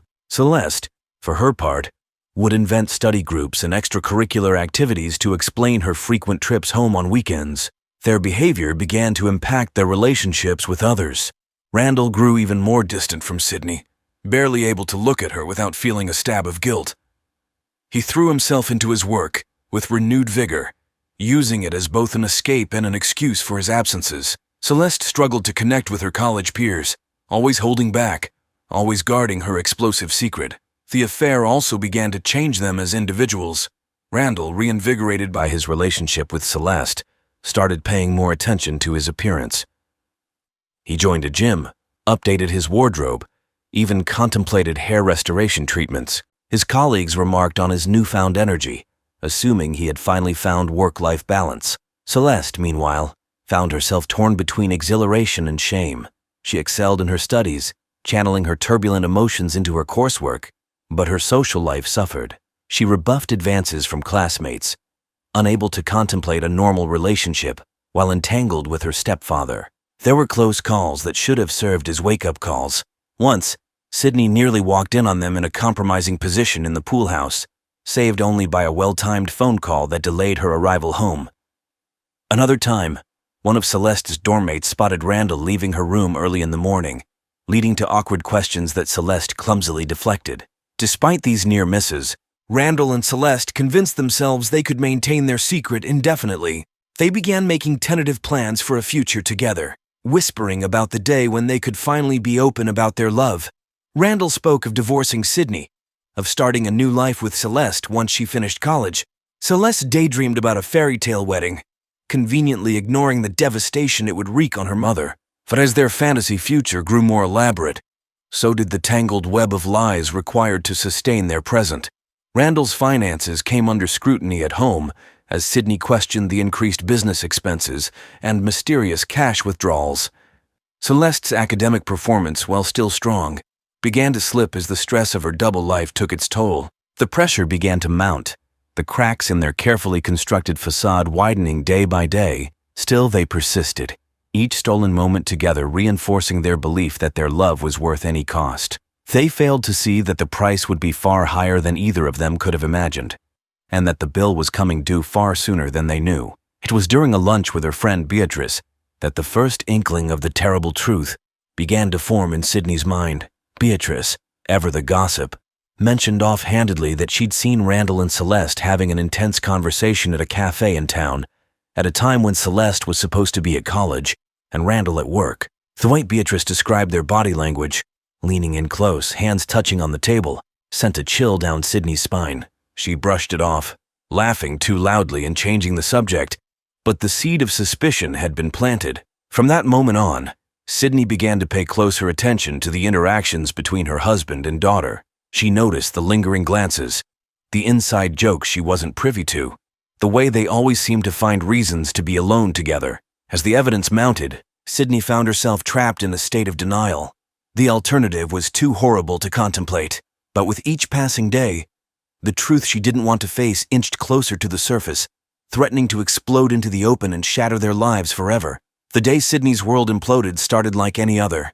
It was a warm June morning, the air heavy with the promise of summer storms. Sydney had plans to meet friends for lunch, but a last-minute cancellation left her with an unexpected free afternoon. On a whim, she decided to surprise Randall at his office, perhaps suggest an impromptu date night to rekindle their faltering connection. But Randall wasn't in his office. His assistant, flustered by Sydney's unexpected appearance, let slip that Mr. Mamet had left early, mentioning something about a family emergency. Sydney felt her blood run cold. There was no family emergency she knew of. With trembling hands, she took out her phone and opened the tracking app she'd installed weeks ago in a moment of paranoid weakness. The pulsing dot of Randall's location appeared not at home, not at any hospital, but at a nondescript address on the outskirts of town. The drive to that address was a blur. Sydney moved on autopilot, her mind racing through possibilities, each more devastating than the last. She pulled up to a small motel, the kind that rented rooms by the hour, and there in the parking lot was Randall's car. Sydney sat in her vehicle, paralyzed with indecision. Did she really want to know? Couldn't she just drive away, pretend she'd never seen this? But then another car pulled into the lot, Celeste's beat-up college Honda. The world seemed to tilt on its axis as Sydney watched her daughter hurry across the parking lot and knock on one of the motel room doors. It opened, Randall's familiar silhouette visible for a moment before Celeste slipped inside. Sydney sat in stunned silence, her mind refusing to process what her eyes had just witnessed. Seconds stretched into minutes as she stared at the closed motel room door, willing it to be some sort of mistake, a misunderstanding, anything but the betrayal it so clearly was. Finally, operating on instinct rather than conscious thought, Sydney got out of her car. She raised her hand to knock, then paused, her fist trembling in midair. From inside she could hear muffled laughter, Celeste's musical giggle, Randall's deeper chuckle. The sounds of happiness and intimacy twisted like a knife in her gut. With a deep breath, Sydney steeled herself and rapped sharply on the door. The laughter inside abruptly ceased, replaced by hushed, panicked whispers. She knocked again, louder this time, her calm facade cracking as she called out. The silence stretched for what felt like an eternity before she heard movement inside. The door opened slowly, revealing Randall, his hair mussed and shirt hastily buttoned. Behind him, Sydney could see Celeste, her face a mask of guilt and fear. In that moment, as Sydney looked from her husband to her daughter, the full weight of their betrayal came crashing down upon her. Her world, already fragile, shattered completely. The tension in the small motel room was suffocating as Sydney stepped inside, her eyes darting between Randall and Celeste. For a long moment, no one spoke. The only sound was the hum of the ancient air conditioner and the pounding of Sydney's heart in her ears. Randall was the first to break the silence, his voice strained as he attempted to explain. But Sydney cut him off, her voice eerily calm. Randall stepped forward, attempting to shield Celeste. "Sydney, please. This isn't Celeste's fault." A harsh laugh escaped Sydney's lips. The argument escalated quickly, years of pent-up resentment and betrayal pouring out. Accusations flew back and forth. Sydney accused Randall of grooming Celeste, of taking advantage of her youth and innocence. Randall defended their relationship, insisting it was real love, that Celeste is an adult now. Celeste, caught between her mother and the man she thought she loved, tried desperately to mediate. She pleaded with Sydney to understand. swore that Randall had never taken advantage of her, that their feelings were mutual, but Sydney was beyond reason. In her eyes, this was the ultimate betrayal, not just of her as a wife, but as a mother. As the shouting reached a fever pitch, Sydney noticed Randall inching towards the bedside table. She saw the glint of metal and realized with a jolt of fear that he was reaching for something. The gun he always kept for protection. Time seemed to slow down. Sydney lunged for Randall, determined to stop him from doing something unthinkable. Celeste, seeing her mother's sudden movement, misinterpreted it as an attack on Randall and tried to intervene. In the ensuing scuffle, the gun went off. The sound of the shot was deafening in the small room. For a moment, everything went still. Then Celeste crumpled to the floor, a red stain blossoming on her shirt. Sydney's scream of anguish shattered the silence. Randall stood frozen, the gun slipping from his nerveless fingers. As Sydney frantically tried to stem the blood flowing from her daughter's wound, the full horror of what had happened began to sink in. Their secret was out, and the consequences were far more devastating than any of them could have imagined. The gunshot at the motel brought a swift response from local law enforcement. Within minutes, the small parking lot was awash in flashing lights as police cars and an ambulance converged on the scene. First responders found a tableau of tragedy in room 114. Celeste lay on the floor, barely clinging to life despite Sydney's desperate attempts to stop the bleeding. Randall Mamet sat slumped in a corner, his eyes vacant, the gun still on the floor where he had dropped it.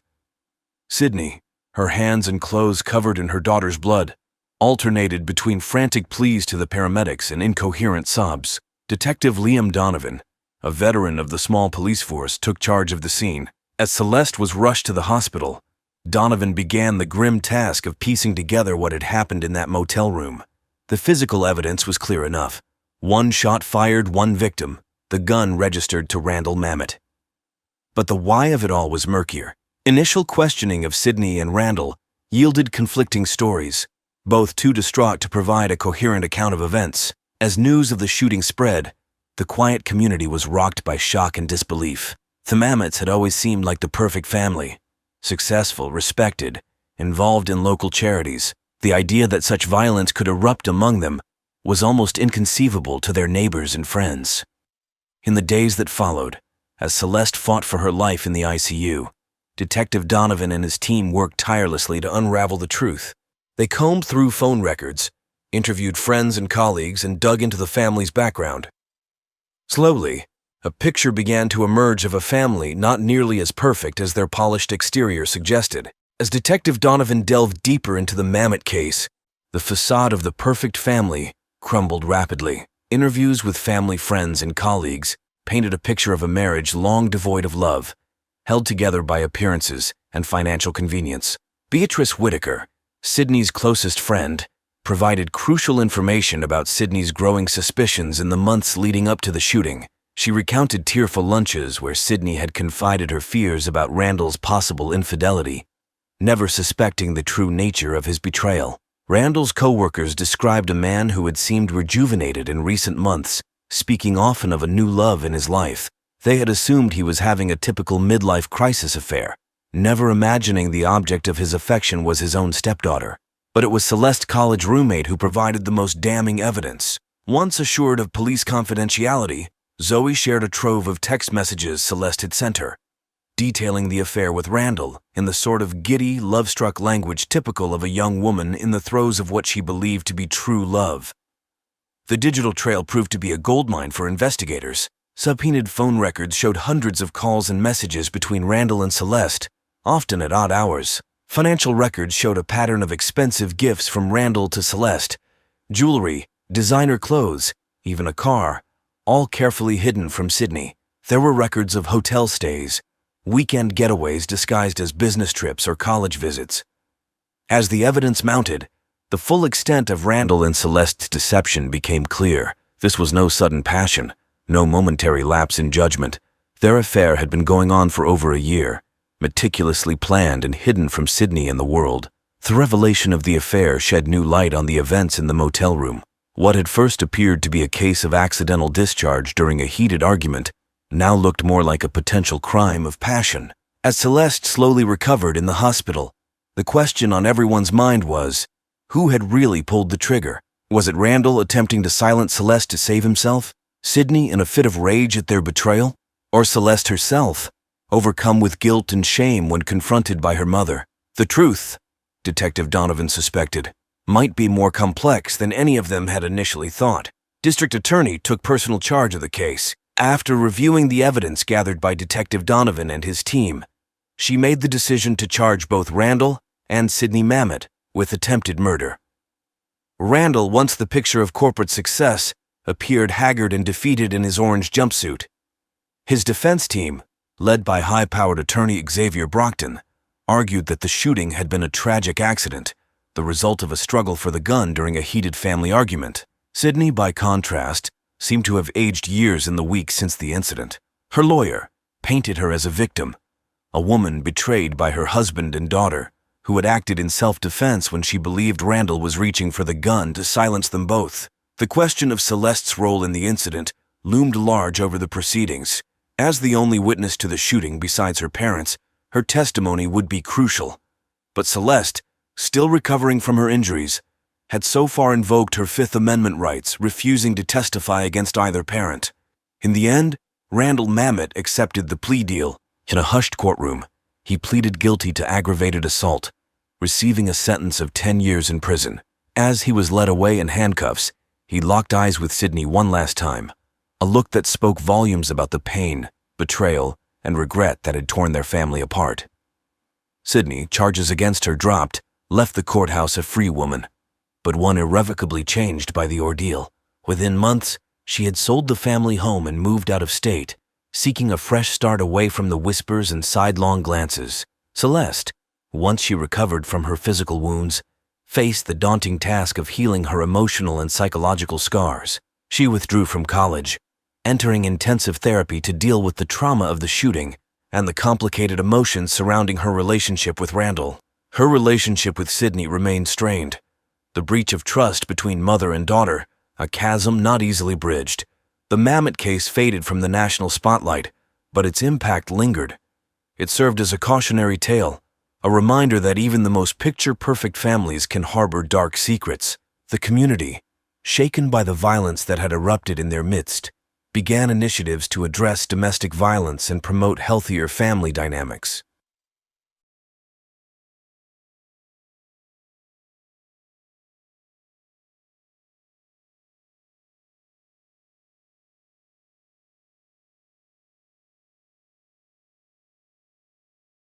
Sabrina Brooks was known for her beauty and charm, qualities that had once captivated her husband, Robert. Their marriage seemed like a fairy tale, a perfect match that everyone admired.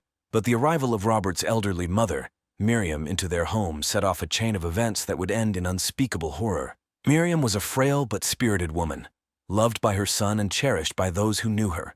When Robert decided to bring her to live with them, he believed it was the right thing to do, a way to care for her in her twilight years. Sabrina, however, saw it differently. She viewed Miriam as an intruder, a threat to her domestic bliss. As tensions escalated, Sabrina's resentment turned to desperation. In a moment of madness, she concocted a deadly plan to rid herself of the woman she blamed for her misery. What followed was a chilling tale of premeditated murder, a crime that would leave an indelible mark on all who were touched by it. Sabrina and Robert's relationship began like a whirlwind romance. They met at a friend's wedding, where Robert, a successful architect, was immediately smitten by Sabrina's grace and vivacity. She worked as a freelance product photographer, and her creative spirit matched well with Robert's structured approach to life. After a brief courtship, they married and settled into a beautiful home on the outskirts of town. Miriam Brooks had lived a full life. Widowed for nearly a decade, she maintained her independence in a modest house in town. Her health had begun to decline, and Robert, ever the dutiful son, felt it was his responsibility to care for her. Miriam had always been a nurturing presence in Robert's life, and he couldn't bear the thought of her being alone. Initially, Sabrina and Miriam got along well enough. Miriam was polite and grateful, and Sabrina, though slightly apprehensive, made an effort to welcome her mother-in-law. But as weeks turned into months, the strain of their living arrangement began to show. Miriam's constant presence disrupted the couple's privacy and routine, and Sabrina felt increasingly sidelined in her own home. Robert, caught between his wife and his mother, tried to balance their needs. He was patient and kind, hoping that time would ease the tension. But Sabrina's discontent only grew. She confided in her friends about the stress she was under, seeking advice on how to cope.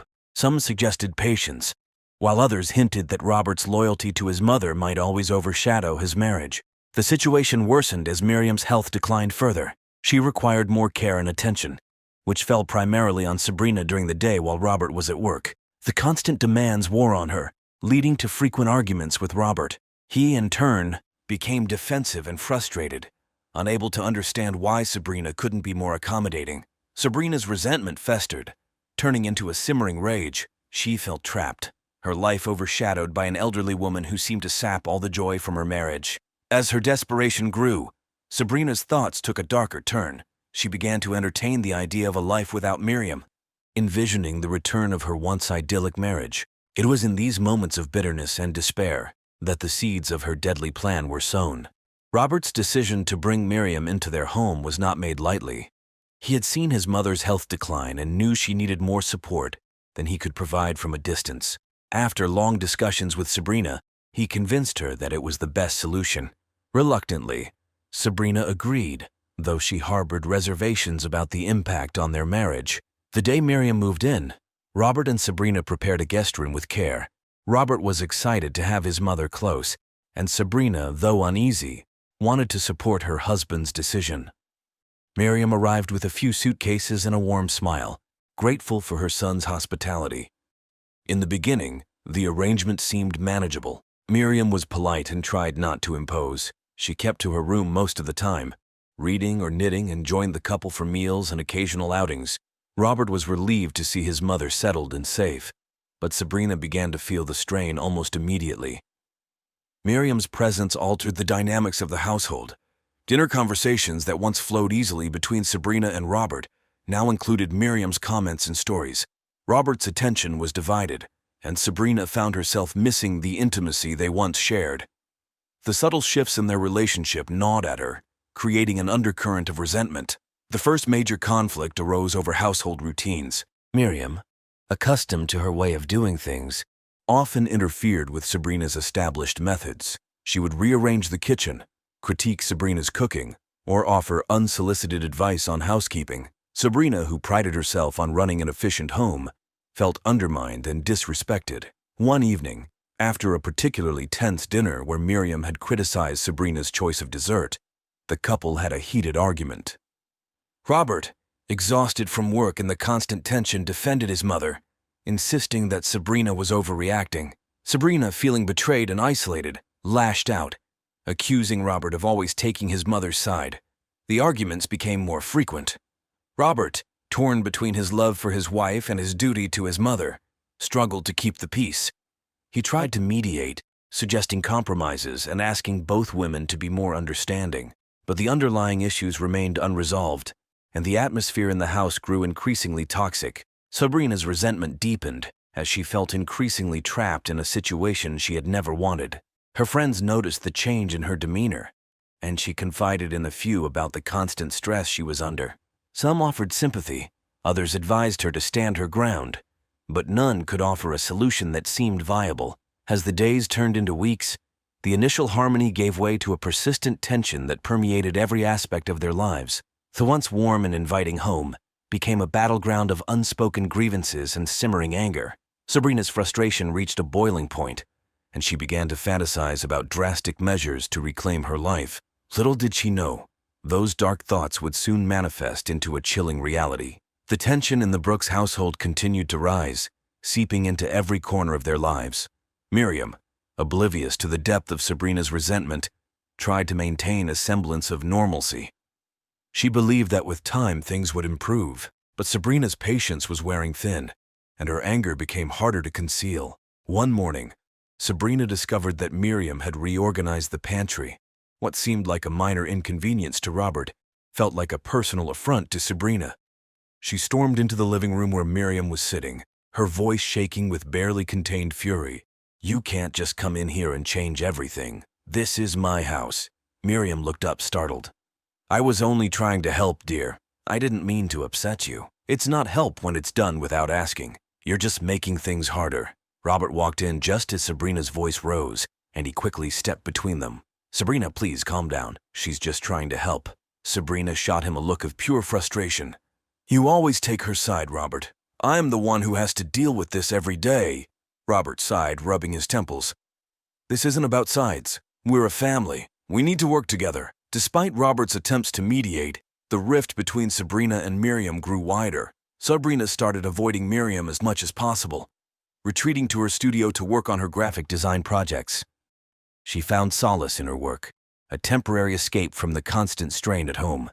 But the escape was fleeting. Every time she left her studio, she was reminded of Miriam's presence. The small irritations accumulated, each one adding to the weight of her resentment. She began to dread coming home, the once safe haven now a source of continuous stress. Friends noticed the change in Sabrina. She became more withdrawn, her usual vibrant personality overshadowed by a constant undercurrent of tension. During a coffee outing with her close friend Julia, Sabrina finally opened up about the depth of her frustration. I don't know how much more of this I can take, Julia. She's everywhere all the time. It's like I'm living with a stranger in my own home. Julia listened sympathetically. Have you talked to Robert about how you feel? Sabrina let out a bitter laugh. Talked? All we do is argue about her. He doesn't see how much it's affecting me. He just wants to keep the peace. Julia reached out and squeezed Sabrina's hand. Maybe you need to take some time for yourself. Get away for a bit. Clear your head. Sabrina nodded, but deep down she knew that a temporary escape wouldn't solve her problems. The constant presence of Miriam in her home felt like a prison sentence, one she couldn't escape from. Her thoughts grew darker, and she began to entertain ideas she had once considered unthinkable. One night, as Sabrina lay in bed staring at the ceiling, a thought crossed her mind that made her shudder. What if Miriam wasn't here anymore? The idea lingered, gaining strength with each passing day. It was a forbidden thought, one that brought a sense of both horror and twisted relief. As the days turned into weeks, the seeds of a plan began to take root in Sabrina's mind. She started researching methods to make someone ill, initially out of morbid curiosity. But the more she read, the more the idea of poisoning Miriam seemed like a viable solution to her predicament. It would be quick, discreet, and if done correctly, could appear as a natural death. Sabrina's desperation clouded her judgment. She convinced herself that this was the only way to regain control of her life and salvage her marriage. The dark thoughts that had once seemed so alien now felt like a lifeline. Little did she know this decision would lead her down a path of no return, with consequences far beyond her darkest imaginings. Sabrina's desperation reached its peak as she found herself more isolated and overwhelmed by the day.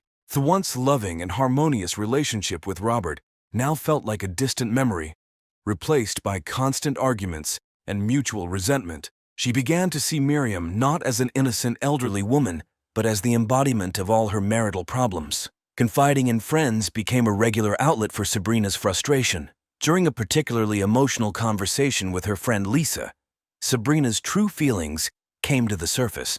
I can't do this anymore, Lisa. Every day is a battle. I feel like I'm losing myself. Lisa looked concerned. You need to find a way to cope, Sabrina. Maybe you should see a therapist or take some time away. Sabrina shook her head. Therapy won't change anything. The problem is Miriam.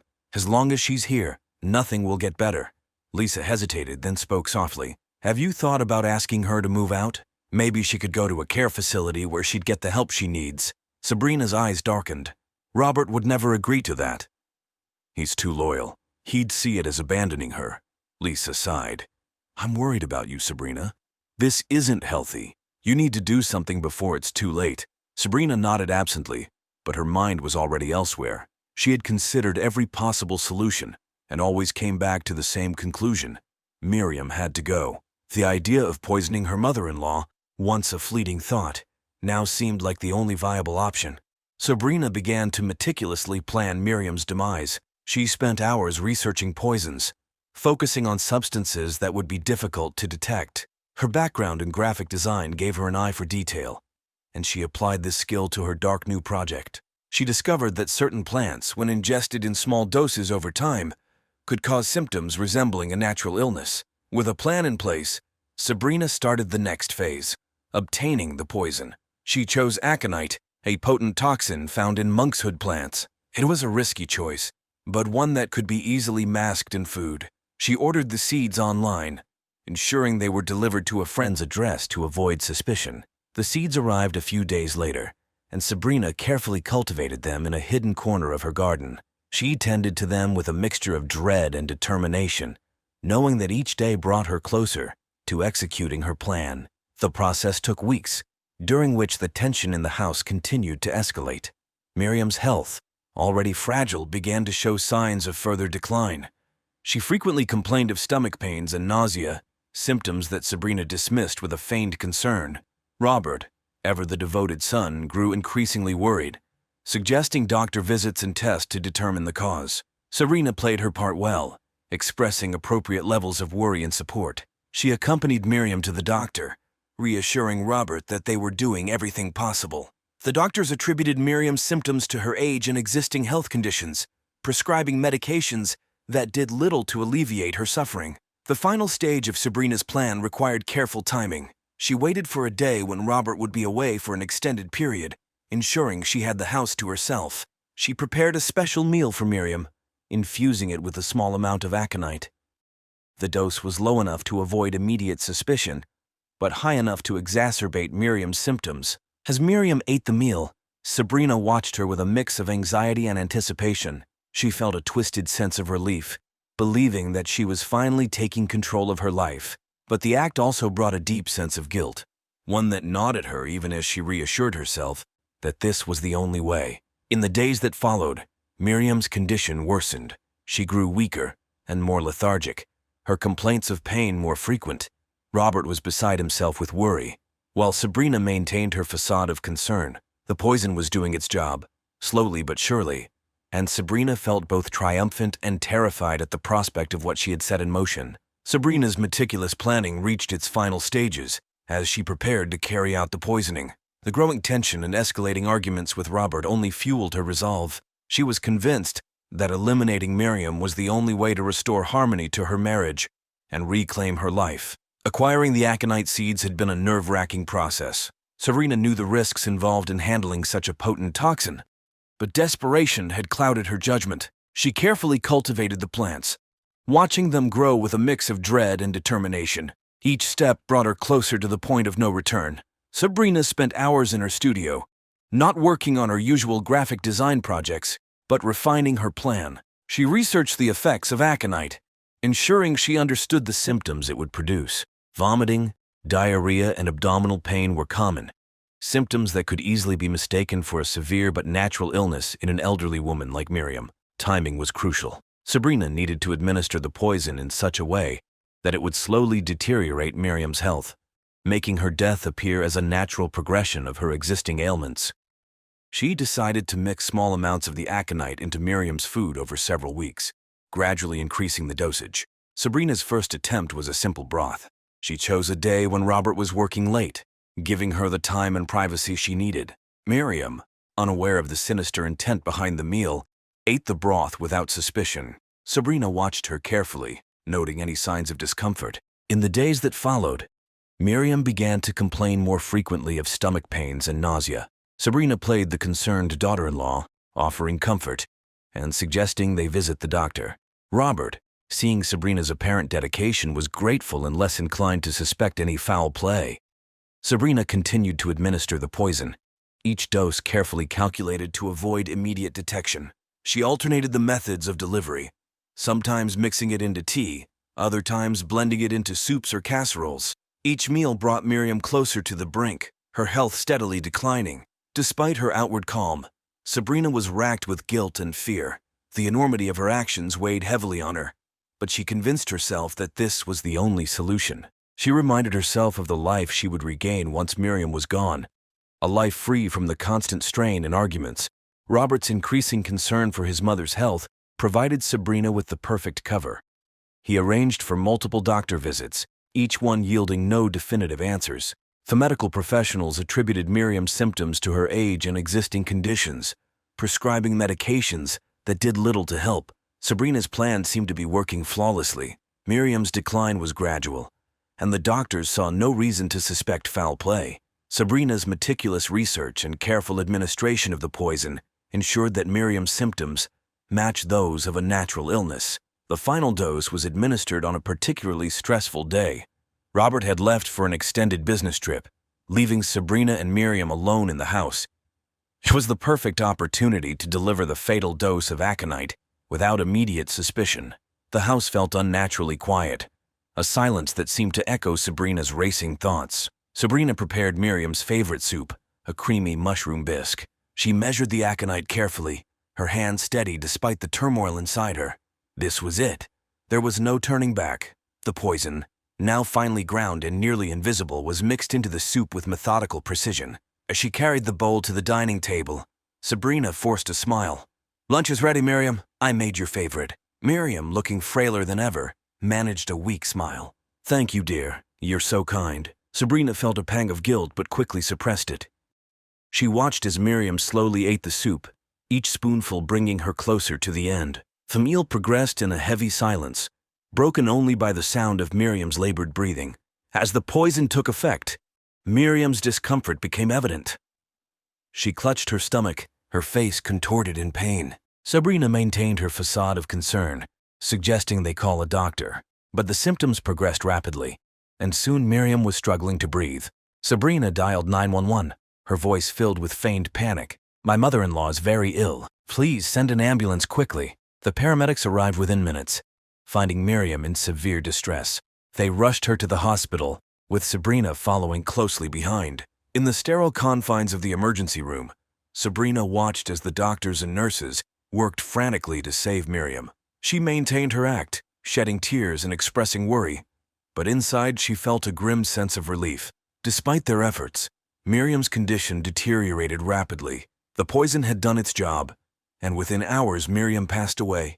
The official cause of death was listed as complications from her existing health issues, exacerbated by her age. The doctors saw no reason to suspect foul play, and Sabrina's plan seemed to have succeeded perfectly. Robert was devastated when he received the news. He returned home immediately, shattered by the loss of his mother. Sabrina played the supportive wife, comforting him through his grief while hiding the dark truth. The funeral was a somber affair, with friends and family gathering to pay their respects. Sabrina's performance was flawless, her sorrow appearing genuine to all who observed, but the guilt gnawed at her. Each time Robert spoke of his mother's kindness and strength, Sabrina felt a stab of remorse. She had taken an innocent life, driven by desperation and resentment. The relief she had expected was overshadowed by the weight of her actions. She had crossed a line and there was no going back. In the weeks that followed, life slowly returned to a semblance of normalcy. Robert threw himself into his work, using it as a distraction from his grief. Sabrina, meanwhile, tried to resume her usual routines, but the shadow of her crime loomed large. She found it difficult to concentrate on her graphic design projects, her mind constantly replaying the events of that fateful day. Her friends noticed the change in her demeanor, but Sabrina attributed it to the stress of Miriam's death and the strain on her marriage. She continued to put on a brave face, maintaining the facade of a grieving daughter-in-law, but inside she was falling apart. One night, as she lay in bed beside Robert, the enormity of her actions hit her with full force. She had committed murder, taken a life to solve her problems, and now she had to live with the consequences. The thought was overwhelming, and Sabrina found herself trembling with a mix of fear and regret. Robert, sensing her distress, reached out to comfort her. But deep down, she knew that the truth could not remain hidden forever. The seeds of her crime were planted, and it was only a matter of time before they bore fruit. Sabrina's carefully constructed world was built on a foundation of lies, and as the days passed, she began to realize that the price of her actions would be far greater than she had ever imagined. In the aftermath of Miriam's death, life in the Brooks household settled into a somber routine. Robert's grief was palpable, and Sabrina did her best to support him, all the while masking her own turmoil. She believed she had successfully concealed her crime, but the peace she longed for remained elusive. Little did she know, the real consequences of her actions were about to unfold. The initial investigation into Miriam's death was routine. The doctors attributed her passing to natural causes, given her age and existing health conditions. However, a nurse who had been present during Miriam's final hours noticed something odd.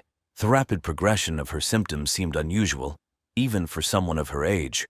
The nurse, Emma Collins, mentioned her concerns to the attending physician, Dr. Alan Harris. Emma was experienced and meticulous, not one to jump to conclusions. Dr. Harris, although initially dismissive, agreed to review Miriam's case notes. Upon closer inspection, he too found the rapid deterioration puzzling.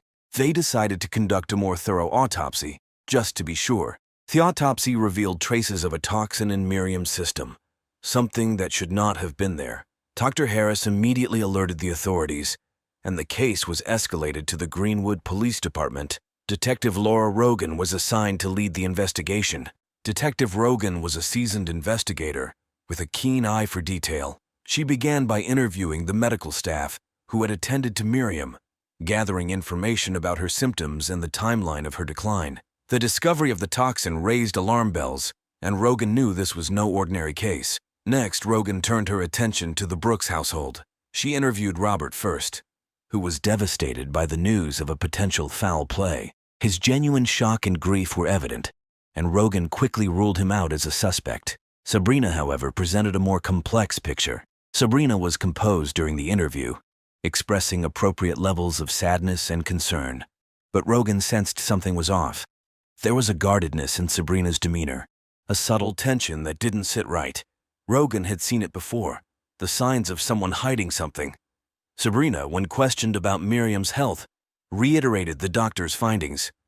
She played the role of the caring daughter-in-law, describing how she had tried to make Miriam comfortable and had taken her to the doctor multiple times. But her story seemed rehearsed, and Rogan made a mental note to dig deeper. The detectives decided to search the Brooks house, focusing on areas where they might find evidence of poison.